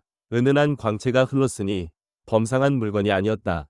이것은 야광문 명예 대종사의 증표다. 명예 대종사? 그렇다. 실권은 없으되 상징적인 지위다. 그러나 이것만으로도 너는 야광문의 주인이나 다름없다. 대종사는 옥패를 무국의 손에 쥐어주었다. 이제부터 너는 야광문의 명예 대종사다. 문파의 모든 자원을 내 뜻대로 쓸 수 있고 모든 약학사가 내 명을 따를 것이다. 무국은 옥패를 내려다보았다. 차갑고 매끄러웠다. 손에 쥐니 묘한 기운이 느껴졌다. 폐허 앞에서의 결심. 무국은 불탄 오두막터를 바라보았다. 쟤는 이미 바람에 날려 흩어졌고 검게 탄 나무만이 남아있었다. 어머니의 얼굴이 떠올랐다. 따뜻한 미소, 부드러운 손길, 그리고 마지막 밤의 눈물. 복수는 광명이다. 무국은 주먹을 쥐었다. 그렇다. 복수하려면 강해져야 한다. 혼자서는 안 된다. 힘이 필요하다. 야광문이라. 무국은 천천히 고개를 돌려 대종사를 바라보았다. 조건이 있습니다. 말해보거라. 제 길은 제가 정합니다. 야광문을 도울 수는 있으되 야광문에 속하지는 않겠습니다. 대종사는 잠시 침묵했다. 그리고 고개를 끄덕였다. 좋다. 그것으로 충분하다. 무국은 옥패를 품에 넣었다. 알겠습니다. 야광문을 살리겠습니다. 뒤따르던 약학사들이 환호했다. 대종사님, 명예의 대종사님. 그러나 무국의 표정은 변하지 않았다. 다만 눈빛만이 조금 달라져 있었다. 마치 칼날에 기름이 먹듯 더욱 날카로워져 있었다. 새로운 국면. 대종사는 무국의 어깨에 손을 얹었다. 고맙다, 무국아. 너는 야광문의 은인이다. 은인이라뇨. 그렇다. 은인이다. 대종사는 옅게 웃었다. 이제 함께 가자. 야광문으로. 지금 당장입니까? 그렇다. 하루라도 빨리 내 손길이 필요하다. 무국은 움막을 돌아보았다. 남은 것이 별로 없었다. 몇 가지 약초와 어머니의 옷자락, 그리고 황실의 장신구. 잠시만 기다려 주십시오. 무국은 움막으로 들어가 짐을 꾸렸다. 어머니의 유품을 조심스럽게 보자기에 싸고 약초를 바구니에 담았다. 그리고 마지막으로 삼재검법, 낡고 해진 책을 품에 넣었다. 이것이 내 검이다. 이것으로 복수의 길을 열 것이다. 야광문으로 가는 길, 산을 내려가는 길은 고요했다. 대종사가 앞장서고 무국이 그 뒤를 따랐다.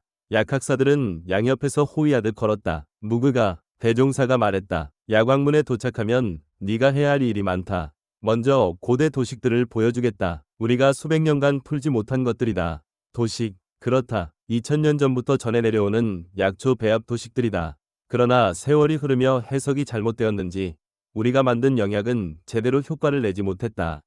대종사의 목소리에는 한탄이 섞여 있었다. 그래서 야광문은 점점 쇠락했고 다른 문파들의 조롱거리가 되었다. 야광문이 약도 못 만든다. 는 소리를 들으며 살아왔다. 그러나 내 답안을 보고 확신했다. 너라면 그 도식들을 풀 수 있을 것이라고. 무국은 고개를 끄덕였다. 최선을 다하겠습니다. 고맙구나. 대종사는 무국의 등을 토닥였다. 네가 있어 야광문은 다시 일어설 수 있을 것이다. 야광문의 풍경. 사흘을 걸어 일행은 야광문에 도착했다. 청운산 중턱에 자리 잡은 야광문은 웅장했다. 정문에는 거대한 페루가 서 있었는데 그 위에 야광문 세 글자가 새겨져 있었다. 글씨는 힘이 넘쳤으되 세월의 때가 묻어 있었다. 문을 지나자 넓은 광장이 펼쳐졌다. 광장 중앙에는 야광상이 서 있었다. 돌로 조각된 상이었는데 한 손에는 약초를, 다른 손에는 약병을 들고 있었다. 얼굴은 자비로웠고 눈빛은 깊었다. 광장을 지나자 여러 정각들이 눈에 들어왔다. 약학당, 연단실, 약초원, 서고. 하나하나가 거대했으되 곳곳에 쇠락의 흔적이 보였다. 기와는 깨져 있었고 벽은 금이가 있었으며 정원은 잡초가 무성했다. 사람도 적었다. 광장을 지나는 제자들은 손에 꼽을 정도였고 그나마도 기운이 없어 보였다. 이것이 야광문이다. 대종사의 목소리에는 쓸쓸함이 배어 있었다. 한때는 제자가 1000명이 넘었고 천하의 영약이 모두 이곳에서 만들어졌다. 그러나 지금은 말을 잇지 못했다. 무국은 주변을 둘러보았다. 쇠락했으되 근본은 남아있었다. 마치 병든 용처럼 쓰러져 있으되 여전히 위험이 느껴졌다. 이곳을 살려내면 이곳이 내 발판이 될 것이다. 서고로. 대종사는 무국을 서고로 안내했다. 서고는 야광문에서 가장 오래된 건물이었다. 3층 누각이었는데 벽은 두껍고 창은 작았다. 문은 철로 만들어져 있었고 자물쇠는 복잡했다. 대종사가 열쇠를 꺼내 문을 열었다. 픽업. 무거운 소리와 함께 문이 열렸다. 안으로 들어서자 서늘한 공기가 얼굴을 스쳤다. 약향과 먼지 냄새가 뒤섞여 있었고 촛불이 은은히 타오르고 있었다. 벽면을 따라 책장이 빼곡히 늘어서 있었다. 수천 권의 책이 꽂혀 있었으니 모두 약학에 관한 서적이었다. 이곳이 야광문의 보고다. 대종사가 말했다. 2000년 동안 축적된 지식이 모두 이곳에 있다. 대종사는 무극을 안쪽으로 안내했다. 가장 깊은 곳, 작은 방이 있었다. 방 안에는 탁자 하나와 의자 하나, 그리고 두꺼운 책 한 권이 놓여 있었다. 이것이 바로 야광진경이다. 대종사는 조심스럽게 책을 집어들었다. 야광문의 비전서다. 역대 대종사들만이 볼 수 있었던 책이지. 책을 펼치자 노란 종이가 나타났다. 그 위에는 복잡한 도식들이 그려져 있었다. 약초들이 원을 이루며 배열되어 있었고 그 사이사이에 작은 글씨로 설명이 적혀 있었다. 무극은 도식을 들여다보았다. 눈빛이 빛났다. 이것은 풀 수 있겠느냐? 대종사가 물었다. 무극은 고개를 끄덕였다. 시간을 주십시오. 얼마나 필요하냐? 모르겠습니다. 그러나 반드시 풀어내겠습니다. 대종사는 무극의 어깨를 다독였다. 고맙다. 이 방은 이제 내 것이다. 아무도 방해하지 않을 것이니 마음껏 연구하거라. 감사합니다. 대종사는 방을 나갔다. 문이 닫히고 무극은 홀로 남았다. 도식과의 대면. 무극은 의자에 앉아 야광진경을 펼쳤다. 첫 장, 두 번째 장, 세 번째 장 하나하나 넘기며 도식을 살폈다. 복잡했다. 수십 가지 약초가 얽혀 있었고 그 배합 비율은 미묘했다. 하나라도 잘못하면 독이 되고 제대로 하면 영약이 되었다. 이것은 무극의 눈빛이 깊어졌다. 잘못 해석되었다. 도식을 보니 전제부터 잘못되어 있었다. 약초의 성질을 음양으로만 나누었으되 실제로는 더 복잡했다. 음양만이 아니다. 오행이 숨어있다. 무극은 붓을 들어 종이에 그림을 그리기 시작했다. 약초 하나하나를 오행에 배치하고 그 상생상극을 따라 다시 배열했다. 그러자 무극의 손이 떨렸다. 보였다. 감춰져 있던 이치가 드러났다. 이렇게 배합하면 영약이 완성된다. 무극전 8화 삼재건법. 무극은 양왕문을 나와 냇가에서 다시 책을 펼치다. 물은 맑게 흘렀고 하늘은 높았다. 그러나 무극의 마음은 깊은 어둠 속에 잠겨 있었다. 삼재건법을 펼쳤다. 첫 장, 거친 붓글씨로 이렇게 적혀 있었다. 천지인 삼재는 세상의 근본이다. 하늘은 위에 있으되 가볍고 땅은 아래 있으되 무거우며 사람은 그 사이에서 균형을 잡는다. 검 또한 그러하다. 무극은 천천히 읽어 내려갔다. 천식은 위를 향한다. 가볍되 날카로우니 마치 하늘에서 내리는 벼락과 같다. 지식은 아래를 향한다. 무겁되 견고하니 마치 산이 뿌리 내린과 같다. 인식은 정면을 향한다. 유연하되 변화무쌍하니 마치 바람이 흐름과 같다. 삼재가 하나 되면 천하에 막을 자 없으리라. 무극은 눈을 감았다. 천지인, 하늘, 땅, 사람. 그렇다. 세상의 모든 것은 이 셋으로 이루어져 있다. 어머니가 가르쳐준 약초학도 그러했다. 약초는 하늘의 기운을 받아 자라고 땅의 영양을 먹으며 사람의 손으로 약이 되었다. 검도 마찬가지다. 무극은 책을 덮고 일어섰다. 주변을 둘러보니 떨어진 나뭇가지 하나가 눈에 들어왔다. 팔뚝만 한 굵기에 길이는 세자 남짓되었다. 곱고 단단해 보였다. 무극은 가지를 집어들었다. 검처럼 쥐었다. 첫 초식, 천식. 책을 펼쳐 첫 초식을 보았다. 그림이 그려져 있었다. 사람이 검을 머리 위로 들어올린 모습이었다.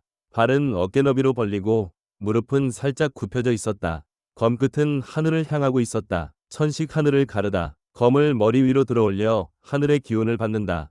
그리고 단숨에 내리쳐 그 기운을 쏟아낸다. 가볍되 빠르고 날카로되 정확해야 한다. 무극은 그림을 따라했다. 나뭇가지를 머리 위로 들어올렸다. 숨을 들이마셨다. 하늘을 올려다보았다. 구름이 천천히 흘러가고 있었다. 하늘의 기운, 가볍고 날카롭고. 무극은 숨을 내쉬며 가지를 내리쳤다. 휙, 바람을 가르는 소리가 났다. 그러나 무극은 고개를 저었다. 아니다. 이게 아니다. 다시 들어올렸다. 이번에는 더 높이, 더 천천히 들어올렸다. 하늘의 기운을 받는다는 느낌으로. 그리고 내리쳤다. 휙. 제 시도형 계속 편집 조금 나아졌으나 여전히 부족했다. 무극은 멈추지 않았다. 다시 들어올리고 다시 내리쳤다. 10번, 20번, 30번. 해가 중천에 떴다. 무극의 옷은 땀에 젖어 있었고 손바닥에는 물집이 잡히기 시작했다. 그래도 멈추지 않았다. 50번, 60번, 70번. 물집이 터져 피가 흘렀다. 피는 나뭇가지를 타고 흘러내렸고 땅에 떨어져 붉은 점을 찍었다. 100번째 휘두르고 나서야 무극은 잠시 멈췄다. 숨이 가빠졌고 팔이 떨렸다. 그러나 눈빛만큼은 흔들리지 않았다. 지식을 깨우치다. 무극은 냇물에 손을 담갔다. 차가운 물이 상처를 씻어냈다. 아팠으되 참을 만했다. 책을 다시 펼쳤다. 두 번째 초식. 지식당을 찍다. 그림을 보니 이번에는 검을 아래로 내리찍는 모습이었다. 자세는 낮았고 무게중심은 아래에 있었다. 검을 높이 들어 올렸다가 단번에 내리찍는다. 땅에 무게를 실어 마치 산이 무너지듯 내리쳐야 한다. 무겁되 빠르고 강하되 흔들림이 없어야 한다. 무극은 자세를 낮췄다. 무릎을 깊이 굽히고 허리를 숙였다. 나뭇가지를 머리 위로 들어 올렸다. 숨을 깊이 들이마셨다. 땅의 무게, 무겁고 견고하고 그리고 단번에 내리찍었다. 쾅! 나뭇가지가 땅을 쳤다. 흙이 튀어 올랐다. 무극은 그 느낌을 음미했다. 이것이다. 다시 들어 올리고 다시 내리찍었다. 한 번, 두 번, 세 번. 땅에는 자국이 패여 들어갔다. 10번, 20번, 30번. 나뭇가지는 흙에 묻혀 검게 변했다. 50번, 60번. 무극의 손에서는 피가 계속 흘렀다. 그러나 멈추지 않았다. 강해지지 않으면 죽는다. 강해지지 않으면 인식의 깨달음. 해가 서쪽으로 기울었다. 무극은 다시 냇물에 손을 씻고 책을 펼쳤다. 세 번째 초식. 인식허를 찌르다. 그림은 복잡했다. 검을 여러 각도에서 찌르는 모습이 그려져 있었다. 위에서, 아래에서, 옆에서, 정면에서.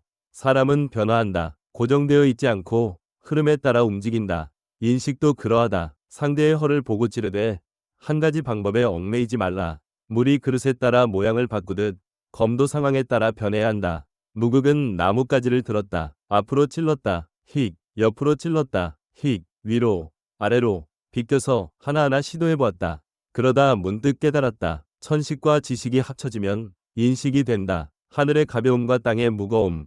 그 둘이 사람 안에서 조화를 이루니 그것이 곧 변화였다. 무극은 다시 처음부터 해보았다. 천식 위에서 내리치고 지식 아래로 찍고 인식 정면으로 찌른다. 세 동작이 물 흐르듯 이어졌다. 휙쾅휙. 이것이 삼재건법이다. 밤의 수련. 달이 떴다. 냇가는 고요했고 달빛이 물 위에 은빛길을 그렸다. 무극은 여전히 나뭇가지를 휘두르고 있었다. 천식, 지식, 인식. 처음에는 어색했으나 점점 자연스러워졌다. 100번, 200번, 300번. 손에서는 피가 계속 흘렀다. 가지는 피로 물들어 검붉게 빛났다. 그러나 무극은 느끼지 못했다. 아니, 느꼈으되 개의치 않았다. 어머니, 가지를 휘두를 때마다 어머니의 얼굴이 떠올랐다. 복수는 광명이다. 더욱 빠르게 휘둘렀다. 죽지 않으려면 죽여야 산다. 더욱 강하게 내리쳤다. 휙휙휙. 달빛 아래 무극의 그림자는 마치 춤추는 듯 보였다. 그러나 그것은 춤이 아니라 사륙의 연무였다. 나뭇가지가 부러지다. 새벽이 밝아올 무렵이었다. 무극은 마지막 일격을 가했다. 천식으로 위를 가르고 지식으로 땅을 찍고 인식으로 정면을 찔렀다. 휙쾅퍽. 나뭇가지가 나무를 찔렀다. 그리고 뚝 부러졌다. 무극은 부러진 가지를 내려다보았다. 손에는 반쪽만 남아 있었고 나머지 반은 나무에 박혀 있었다. 피로 범벅이 된 손이었다. 굳은 살이 벗겨지고 살이 터져 있었다. 그러나 무극은 웃었다. 처음으로 어머니를 잃은 후 처음으로 입꼬리가 올라갔다. 이것이 시작이다. 목소리는 쉬어 있었으되 확신에 차 있었다. 무극은 부러진 가지를 버리고 새 가지를 주었다. 그리고 다시 휘두르기 시작했다. 산속 수련. 그 후 무극은 매일같이 산속에서 수련했다. 해가 뜨면 약초를 캐고 해가 지면 검을 휘둘렀다. 밤이 깊도록 새벽이 밝을 때까지. 손은 계속 터지고 아물고를 반복했다. 가지는 하루에 서너 개씩 부러졌다. 처음에는 100번을 휘두르면 지쳤으나 점점 늘어났다. 200번, 300번, 500번. 열흘이 지나자 1000번도 거뜬했다. 보름이 지나자 2000번을 휘둘렀다. 한 달이 지나자 무극은 더 이상 가지를 쓰지 않았다. 첫 실전. 어느 날 오후였다. 무극은 산속에서 약초를 캐고 있었다. 그때 소리가 들렸다. 부스럭. 무극은 고개를 들었다. 멧돼지 한 마리가 나타났다. 크고 사나운 놈이었다. 눈은 붉게 충혈되어 있었고 거친 숨을 내쉬고 있었다. 무극과 눈이 마주쳤다. 멧돼지는 발을 구르며 위협했다.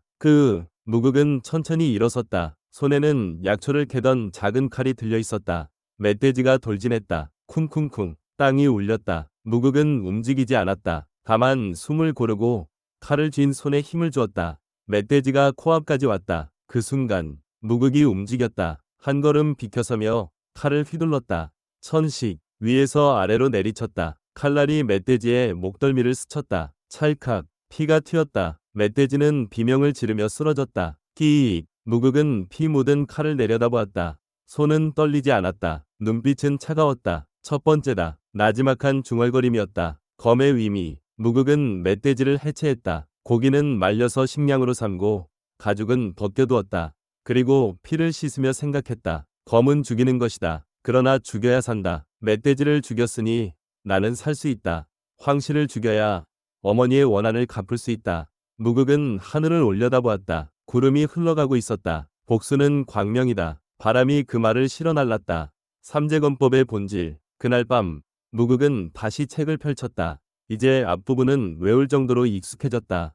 뒷부분을 넘기며 읽었다. 삼재는 따로 있지 않다. 하늘과 땅과 사람은 원래 하나다. 검을 휘두를 때 하늘을 생각하지 말고 땅을 생각하지 말고 사람을 생각하지 마라. 다만 휘두를 뿐이다. 그것이 곧 삼재다. 무극은 눈을 감았다. 생각하지 말라. 다만 휘두를 뿐. 문득 깨달았다. 지금까지 자신은 천식, 지식, 인식을 따로따로 생각하며 휘둘렀다. 그러나 그것은 잘못이었다. 원래 하나다. 나누어 생각하니 어색했던 것이다. 무극은 밖으로 나갔다. 달빛 아래서 나뭇가지를 들었다. 그리고 생각하지 않았다. 다만 휘둘렀다. 휙 가지가 허공을 갈랐다. 자연스러웠다. 물 흐르듯 바람 부듯. 천식도 지식도 인식도 아니었다. 그냥 검이었다. 느낌표. 무극의 눈이 빛났다. 이것이다. 이것이 삼재건법의 진수다. 다시 휘둘렀다. 이번에는 더욱 빨랐고 더욱 자연스러웠다. 마치 검이 스스로 움직이는 듯했다. 무극은 웃었다. 하늘이 웃음거리라 했던가. 목소리에는 비웃음이 섞여 있었다. 좋다. 이 웃음거리로 천하를 베어버리겠다. 야광문으로 가기 전 대종사가 찾아오기 하루 전이었다. 무극은 불탄 오두막터 앞에 서 있었다. 손에는 삼재건법 책이 들려 있었다. 어머니, 나지막이 불렀다. 이 자식, 이제 조금 강해졌습니다. 바람이 대답했다. 아직 멀었으되 시작은 했습니다. 낙엽이 굴러갔다. 반드시 복수하겠습니다. 무극은 책을 가슴에 품었다. 이 검법으로 하늘은 높았고 땅은 넓었다. 무극은 그 사이에 홀로 서 있었다.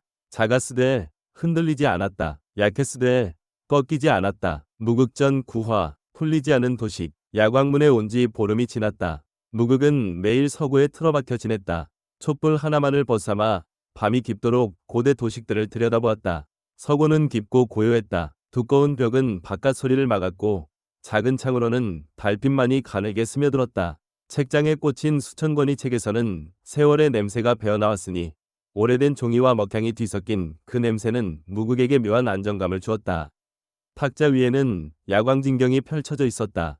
2000년 전부터 전해 내려온 도식들이었다. 황갈색으로 변한 종이 위에는 복잡한 그림들이 그려져 있었으니 약초들이 원을 이루고 선들이 얽히고 설키며 작은 글씨로 주석이 빼곡히 적혀 있었다. 무극은 한 장을 응시하고 있었다. 이상하다. 나지막한 중얼거림이 고요를 깼다. 도식은 구양환이라는 영약에 관한 것이었다. 9가지 양의 약초를 배합하여 만드는 환약이었으되 야광문에서 수백 년간 제조에 실패해온 것이었다. 만들어봤자 효과가 미미하거나 심하면 독이 되어 먹는 자를 해쳤다. 무극은 도식 위에 손가락을 짚었다. 여기서부터 틀렸다. 도식은 약초를 음양으로만 분류하고 있었다. 양의 약초는 열을 내고 기를 돋으니 9가지를 모으면 큰 양기가 된다는 논리였다. 그러나 무극의 눈에는 다르게 보였다. 음양만이 아니다. 무극은 새 종이를 꺼내 붓을 들었다. 먹을 갈고 붓 끝에 먹을 적셔 천천히 글씨를 써내려갔다. 약초의 성질은 음양만이 아니라 오행이다. 목, 화, 토, 금, 수의 5기운이 약초마다 숨어있다. 양의 약초라 하되 어떤 것은 불에 속하고 어떤 것은 나무에 속한다. 무극은 도식에 적힌 9가지 약초를 하나하나 오행에 배치하기 시작했다. 인삼은 흙, 녹용은 불, 육계는 불, 부자는 불. 붓끝이 종이 위를 달렸다. 하나하나 약초의 본성을 꿰뚫어보고 그것을 오행의 자리에 놓았다. 그러자 드러났다. 느낌표. 무극의 손이 멎었다. 9가지 약초 중 5가지가 불에 속해 있었다. 불의 기운이 지나치게 강했던 것이다. 그러니 배합하면 화기가 폭발하여 독이 될 수밖에 없었다. 불을 억제하려면 무극은 눈을 감고 생각했다. 오행의 이치를 떠올렸다. 불은 흙을 낳고 물은 불을 이긴다. 물에 약초를 더해야 한다. 무극은 다시 붓을 들었다. 종이 위에 새로운 도식을 그리기 시작했다. 원래의 9가지 약초를 배열하되 그 사이사이에 물의 약초를 끼워 넣었다. 생지왕, 현삼, 맹문동, 선을 긋고 비율을 적고 순서를 정했다. 붓끝이 마지막 획을 긋는 순간 도식이 완성되었다. 무극은 그것을 물끄러미 바라보았다. 이것이라면 구양환을 완성할 수 있다. 촛불이 흔들렸다. 그림자가 벽을 타고 춤을 추었다. 무극은 종이를 접어 품에 넣었다. 그리고 다시 야광진경을 펼쳤다. 다음 도식, 그 다음 도식, 풀어야 할 것이 산더미처럼 남아 있었다. 밤은 깊어갔으되 무극의 눈빛은 더욱 빛났다. 다음 날 새벽, 무극은 대종사를 찾아갔다. 대종사는 자신의 처소에서 차를 마시고 있었다. 방은 간소했으되 단정했다. 벽에는 약초 그림 하나만 걸려 있었고 탁자 위에는 찻잔과 다관만이 놓여 있었다. 들어오너라. 문을 두드리기도 전에 대종사의 목소리가 들렸다. 무극은 문을 열고 들어갔다. 대종사는 무극을 보자 빙그레 웃었다. 밤새 잠을 안 잤구나. 눈이 충혈되었다. 예, 앉거라. 차나 한잔 하자. 무극은 대종사 맞은편에 앉았다. 대종사는 찻잔에 차를 따라 무극에게 내밀었다. 마셔보거라. 국화차다. 눈의 피로를 풀어준다. 무극은 찻잔을 받아 한 모금 마셨다. 은은한 국화향이 입안에 퍼졌다. 어떠냐? 서구의 도식들이 풀리더냐? 대종사가 물었다. 하나 풀었습니다. 하나? 대종사의 눈빛이 변했다. 무엇을 풀었느냐? 구양환입니다. 무극은 품에서 종이를 꺼내 펼쳤다. 대종사는 그것을 받아들었다. 천천히 읽어 내려가더니 점점 눈이 커졌다. 이것은 대종사의 손이 떨렸다. 오행의 이치로 풀었구나. 예, 원래 도식은 음양만으로 분류했으되 약초의 본성은 오행에 있었습니다. 불의 기운이 지나치게 강하여 독이 되었던 것입니다. 그래서 물의 약초를 더했구나. 대종사는 종이를 내려놓고 무극을 바라보았다. 그 눈빛에는 경외가 서려 있었다. 대단하다. 이 늙은이가 평생 풀지 못한 것을 네가 하룻밤 만에 풀었구나. 아직 확실하지 않습니다. 직접 만들어 봐야 알 수 있습니다. 그렇다. 당장 만들어 보자. 대종사는 자리에서 벌떡 일어났다. 연단실로 가자. 내가 직접 지켜보겠다. 연단실은 야광문 깊숙한 곳에 있었다. 돌로 지은 건물이었으되 창이 없어 어두웠다. 안으로 들어서자 약 냄새가 코를 찔렀다. 쓴 냄새, 단 냄새, 비린 냄새가 뒤섞여 있었다. 방 중앙에는 거대한 솥이 놓여 있었다. 청동으로 만든 솥이었는데 사람 키만큼 컸다. 그 아래에는 화로가 있었고 벽에는 수십 가지 약재가 걸려 있었다.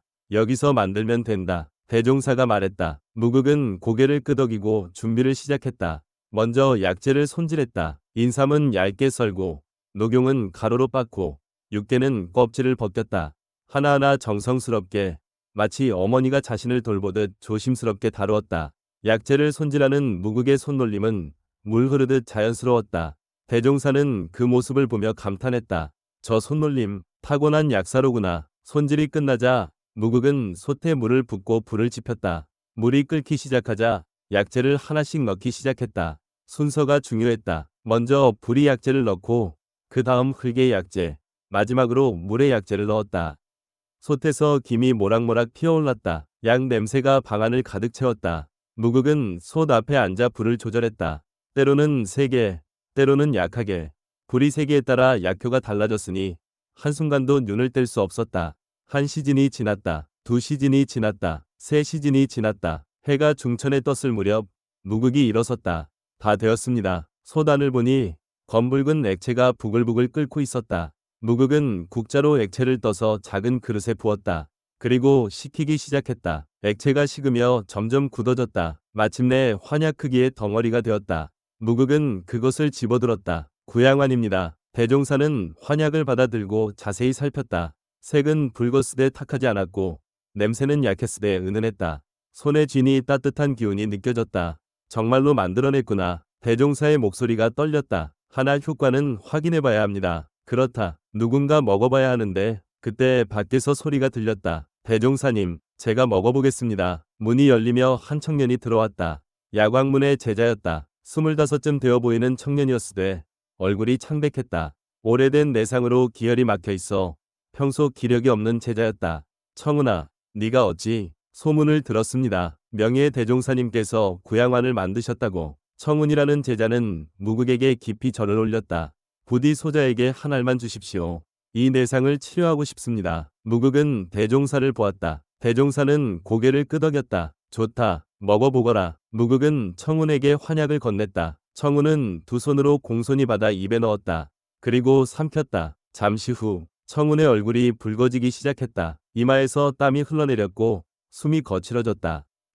청운이 신음했다. 대종사가 다가가 그의 맥을 짚었다. 느낌표. 대종사의 눈이 커졌다. 기혈이 순환하고 있다. 청운의 몸에서 김이 피어올랐다. 막혀있던 경맥이 뚫리며 내상이 치유되고 있었다. 한식경이 지나자 청운이 눈을 떴다. 청운은 자기 몸을 만져보았다. 그리고 벌떡 일어나 제자리에서 뛰었다. 치료되었습니다. 정말로 치료되었습니다. 청운은 무극 앞에 무릎을 꿇고 머리를 조아렸다. 명예 대종사님의 은혜, 평생 잊지 않겠습니다. 무극은 청운을 일으켰다. 일어나십시오. 다행입니다. 대종사는 무극의 어깨를 잡았다. 무극아, 너는 정말로 말을 잊지 못하고 눈가가 붉어졌다. 야광문을 살렸다. 네가 야광문을 살렸구나. 소문은 빠르게 퍼졌다. 구양환이 완성되었다는 소문. 명예 대종사가 2000년 묵은 도식을 풀었다는 소문. 야광문의 제자들이 모여들었다. 연단실 밖에는 수십 명이 줄을 섰다. 저도 구양환을 얻을 수 있습니까? 제 아버지가 내상으로 고생하고 계십니다. 부디. 무극은 그들을 보며 고개를 끄덕였다. 만들겠습니다. 기다리십시오. 그날부터 무극은 매일 연단실에서 구양환을 만들었다. 아침부터 저녁까지 쉬지 않고 솥 앞에 앉아 있었다. 약재를 손질하고 불을 지피고 환약을 빚었다. 손은 거칠어졌고 얼굴은 그을렸다. 그러나 눈빛만큼은 흔들리지 않았다. 보름이 지나자 수백 개의 구양환이 만들어졌다. 야광문의 제자들은 물론 다른 문파에서도 소문을 듣고 찾아왔다. 무극이 만든 구양환은 단 한 번도 실패하지 않았으니 먹는 자마다 효과를 보았다. 야광문이 다시 일어났다. 명예 대종사라는 자가 천재라더군. 얼마나 대단하길래 무림의 소문이 퍼지기 시작했다. 그러나 무극은 그런 소문에 관심이 없었다. 밤이면 여전히 서고로 가서 도식을 풀었고 새벽이면 마당에서 검을 휘둘렀다. 구양환 하나로 만족하지 않았다. 더 많은 도식을 풀고 더 많은 영약을 만들어야 했다. 아직 부족하다. 더 강해져야 한다. 복수하려면 어느 날 밤 무극은 또 다른 도식 앞에 앉아 있었다. 백화고라는 영약이었다. 100가지 약초를 섞어 만드는 고약이었으되 역시 수백 년간 완성되지 못한 것이었다. 무극은 도식을 뚫어지게 바라보았다. 보인다. 붓을 들었다. 다시 한번 오행의 이치로 풀어나가기 시작했다. 촛불이 타들어갔다. 무극의 그림자가 길게 늘어졌다. 서고는 고요했으되 그 고요 속에서 새로운 지식이 쌓여가고 있었다. 한 달이 지났다. 무극은 야광진경에 실린 도식 10개를 풀어냈다. 구양환, 백화고, 청심환, 해독단, 보기탕 하나하나가 야광문에서 잃어버렸던 비전 영약들이었다. 대종사는 매번 무극이 새로운 영약을 완성할 때마다 눈물을 흘렸다. 고맙다. 정말로 고맙구나. 야광문의 장로들도 무극 앞에 머리를 숙였다. 처음에는 어린 나이를 못마땅해 하던 이들도 이제는 무극을 진심으로 존경했다. 명예의 대종사님께서 야광문의 미래십니다. 그러나 무극은 여전히 담담했다. 칭찬해도 존경해도 흔들리지 않았다. 다만 묵묵히 자신의 길을 걸을 뿐이었다.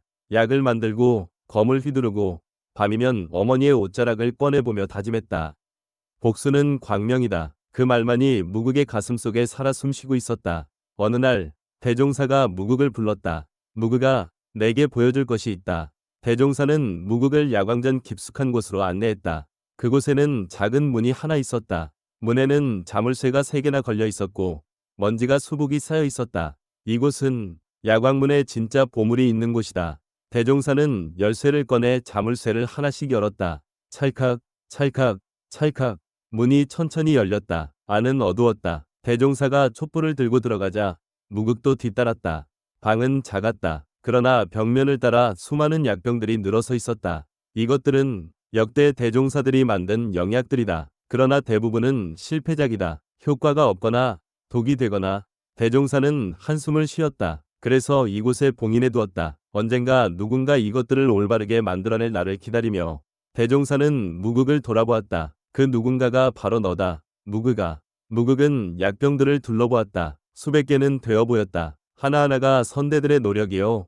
실패요. 한탄이었다. 이것들을 모두 그렇다. 네가 모두 다시 만들어 주었으면 한다. 시간이 걸리더라도 괜찮다. 천천히 하나씩. 무극은 고개를 끄덕였다. 알겠습니다. 대종사는 무극의 어깨를 다독였다. 무리하지는 마라. 너는 아직 젊다. 천천히 해도 된다. 아니옵니다. 무극이 말했다. 빨리 끝내겠습니다. 대종사는 무극의 눈을 보았다. 그 눈빛에는 무언가 절박한 것이 서려 있었다. 마치 시간이 없는 사람처럼 서두르는 기색이 역력했다. 이 아이는 무엇에 쫓기고 있는 것인가? 그러나 대종사는 묻지 않았다. 누구에게나 말할 수 없는 것이 있는 법이었다.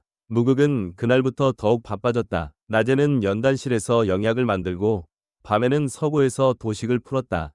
잠은 두세 시간만 자고 밥도 제대로 먹지 않았다. 야광문의 제자들이 걱정했다. 명예의 대종사님, 몸을 상하실 것입니다. 조금만 쉬십시오. 그러나 무극은 고개를 저었다. 괜찮습니다. 그리고 다시 솥 앞에 앉았다. 시간이 없다. 빨리 강해져야 한다. 황실은 기다려주지 않는다. 무극의 손은 쉬지 않고 움직였다. 약을 만들고 검을 휘두르고 도식을 풀었다. 하루하루가 복수를 향한 한 걸음이었다. 밤은 깊어갔고 촛불은 흔들렸다. 무극의 그림자는 벽에 길게 드리워져 마치 거대한 괴물처럼 보였다. 그러나 무극 자신은 작았다. 다만 그 가슴 속에는 세상을 태울 불씨가 살아있었다. 무극전 10화, 문파들의 방문. 2달이 지났다. 야광문에서 만들어진 영약들의 소문은 강호 전역에 퍼졌다. 오래된 내상이 났고 막힌 경맥이 뚫리고 심지어 죽어가던 자가 살아났다는 이야기까지 돌았다. 처음에는 사람들이 믿지 않았다. 야광문? 그 쇠락한 문파가? 말도 안 돼. 분명 허풍일 거야. 그러나 직접 영약을 받아본 자들이 증언했다. 정말입니다. 저의 아버지가 10년 묵은 내상으로 누워 계셨는데 구양환 한 알로 일어나셨습니다. 제 사형이 경맥이 끊어져 무공을 잃었는데 백화고를 바르고 다시 내공을 쌓기 시작했습니다. 소문은 눈덩이처럼 불어났다. 화산파에서 먼저 움직였다. 확인해봐야 한다. 화산의 장문이는 3대 제자 하나를 불렀다. 네가 야광문에 다녀오너라. 그 소문이 사실인지 확인하고 오라. 예, 장문이님. 운검이라는 이름의 청년이었다. 28의 나이에 화산검법을 어느 정도 익힌 실력파였다. 운검은 사흘을 걸어 야광문에 도착했다.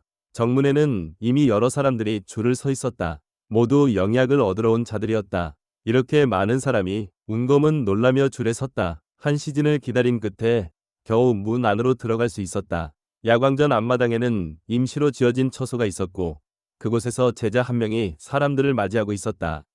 어떤 병을 앓고 계십니까? 저는 사실 제가 아니라 확인차 왔습니다. 화산파에서 왔습니다. 운검이 말하자 제자의 표정이 조금 달라졌다. 화산파라면 구파 중 하나이십니다. 잠시 기다리십시오. 곧 안내해드리겠습니다. 잠시 후 운검은 연단실로 안내되었다. 연단실 안에서는 무극이 솥 앞에 앉아 있었다. 불을 지피고 있었는데 땀이 이마에 맺혀 있었다. 명예의 대종사님, 화산파에서 오신 분입니다. 무극은 고개를 들었다. 운검은 무극을 보고 깜짝 놀랐다. 저렇게 젊은 자가 명예의 대종사라고? 무극은 자리에서 일어나 운검에게 폭언했다. 화산파에서 오셨습니까? 무극이라 합니다. 제시도영 계속 편집. 소자는 화산파 3대 제자 운검이라 합니다. 운검은 황급히 답례했다. 명예의 대종사라는 지위가 얼마나 높은지 알고 있었다. 자신보다 10살은 어려 보이는 청년이었으되 함부로 대할 수 없었다. 무슨 일로 오셨습니까? 무극의 목소리는 담담했다. 사실은 소문을 듣고 확인차 왔습니다. 야광문에서 오래된 영약들을 다시 만들어낸다는 소문이 사실입니다. 무극은 솥으로 돌아가 불을 조절하며 말했다. 직접 보시겠습니까? 예. 지금 청심환을 만들고 있습니다. 보십시오. 무극은 솥 뚜껑을 열었다. 안에서 하얀 김이 모락모락 피어올랐다. 약 냄새가 은은히 퍼졌는데 맞는 것만으로도 정신이 맑아지는 듯했다. 운검은 넋을 잃고 그 모습을 바라보았다. 무극의 손놀림은 물 흐르듯 자연스러웠다. 약재를 넣고 불을 조절하고 때가 되면 젓는 모습이 마치 춤을 추는 듯했다. 이것이 진짜 약사의 모습인가? 한 식경이 지나자 무극이 국자로 액체를 떠서 작은 틀에 부었다. 식으면 청심환이 됩니다. 정말입니까? 의심하신다면 직접 드셔보십시오. 무극은 이미 만들어진 청심환 하나를 꺼내 운검에게 건넸다. 운검은 떨리는 손으로 환약을 받았다. 작고 하얀 환약이었다. 손에 쥐니 시원한 기운이 느껴졌다. 먹어도 됩니까? 물론입니다. 운검은 환약을 입에 넣었다. 순간 머릿속이 맑아졌다. 마치 안개가 걷히듯 어지럽던 생각들이 정리되었다. 며칠째 못 잤던 피로가 씻은 듯 사라졌다. 이것은 운검은 자기 몸을 만져보았다. 믿기지 않습니다. 정말로 청심환입니다. 무극은 고개를 끄덕였다. 이제 믿으십니까? 예. 운검은 무극 앞에 무릎을 꿇었다. 명예 대종사님의 은혜, 화산파가 있지 않겠습니다.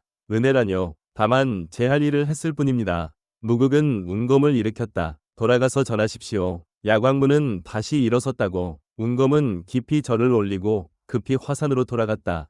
화산의 장문이는 운검의 보고를 듣고 눈빛이 변했다. 정말이냐? 예, 장문이님. 직접 청심환을 받아 먹어봤습니다. 틀림없는 진품입니다. 장문이는 장로들을 모았다. 야광문이 다시 일어섰다. 우리도 움직여야 한다. 한 장로가 말했다. 그렇다면 장모님께서 직접 가셔야 합니까? 그렇다. 이것은 단순한 문제가 아니다. 장문이는 자리에서 일어섰다. 영약이 다시 만들어진다는 것은 무림의 판도가 바뀔 수 있다는 뜻이다. 우리 화산도 야광문과 좋은 관계를 맺어야 한다. 소림에서도 비슷한 일이 벌어졌다. 소림의 제자 하나가 야광문에 다녀온 후 방장에게 보고했다. 정말로 해독단을 만들어냈습니다. 제가 직접 확인했습니다. 방장은 합장했다. 아미타불. 야광문에 큰 인물이 나타난 모양이로구나. 그 인물이라는 자가 고작 18이라 합니다. 18?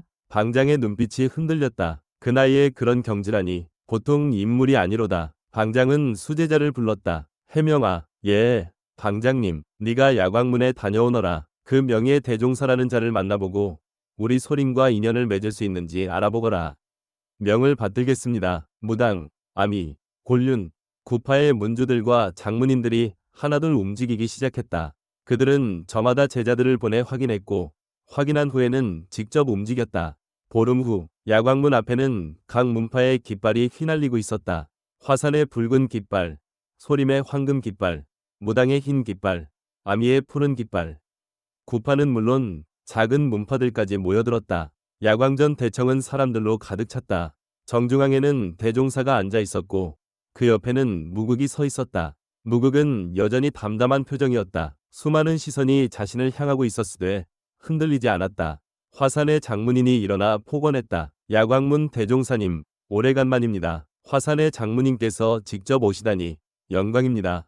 대종사가 답례했다. 소문을 듣고 확인하고 싶어 왔습니다. 정말로 영약들을 다시 만들어내셨다고? 그렇습니다. 모두 이 아이 덕분입니다. 대종사는 무극을 가리켰다. 무극, 인사드려라. 무극은 앞으로 나와 폭언했다. 야광문 명예의 대종사 무극이라 합니다.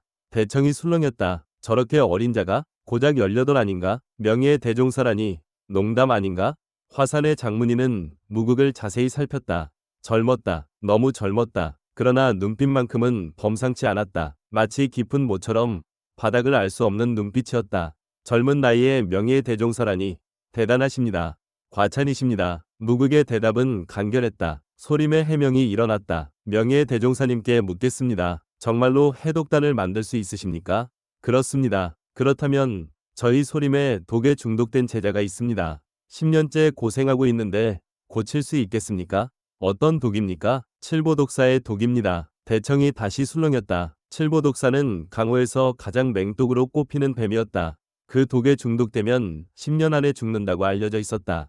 무극은 잠시 생각하더니 고개를 끄덕였다. 만들 수 있습니다. 정말입니까? 해명의 목소리가 떨렸다. 그러나 시간이 필요합니다. 칠보독사의 독은 특수하니 해독단도 특별히 만들어야 합니다. 얼마나 걸립니까? 사흘이면 충분합니다. 사흘?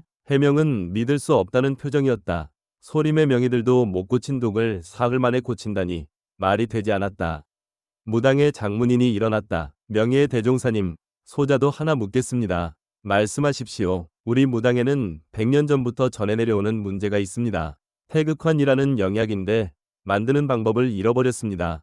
혹시 알고 있습니다. 무극이 말을 끊었다. 야광진경에 그 도식이 있었습니다. 이미 풀어냈습니다. 느낌표. 무당 장문인의 눈이 커졌다. 정말입니까? 원하신다면 지금 당장 만들어 드릴 수 있습니다. 대청이 조용해졌다. 모두가 무극을 바라보고 있었다. 믿기 어렵다는 표정들이었으되 동시에 기대에 찬 눈빛들이었다. 아미의 장문인이 일어났다. 명예의 대종사님, 예. 야광문과 우리 아미파가 좋은 관계를 맺었으면 합니다. 혹시 우리 아미에도 영약을 나눠주실 수 있겠습니까? 물론입니다. 무극은 고개를 끄덕였다. 다만 조건이 있습니다. 조건이라면? 영약은 거저드릴 수 없습니다. 대가를 치러야 합니다. 대청이 다시 술렁였다. 대가라니 무엇을 원하십니까? 무극은 잠시 침묵했다. 그리고 천천히 입을 열었다. 각 문파의 기초 무공을 가르쳐 주십시오. 기초 무공? 사람들은 어리둥절했다. 기초 무공이라면 입문한 지 1년도 안 된 제자들이 배우는 것이었다. 천하의 비급도 아니고 고급 무공도 아니고 고작 기초 무공을 원한다니.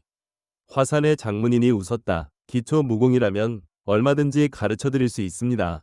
그것으로 충분하십니까? 충분합니다. 무극의 대답은 단호했다. 소림의 해명이 고개를 갸웃했다. 명예 대종사님, 기초 무공은 강호 어디서나 구할 수 있는 것입니다. 굳이 그것을, 저는 기초가 필요합니다. 무극은 해명을 바라보았다. 기초가 튼튼해야 높이 올라갈 수 있습니다.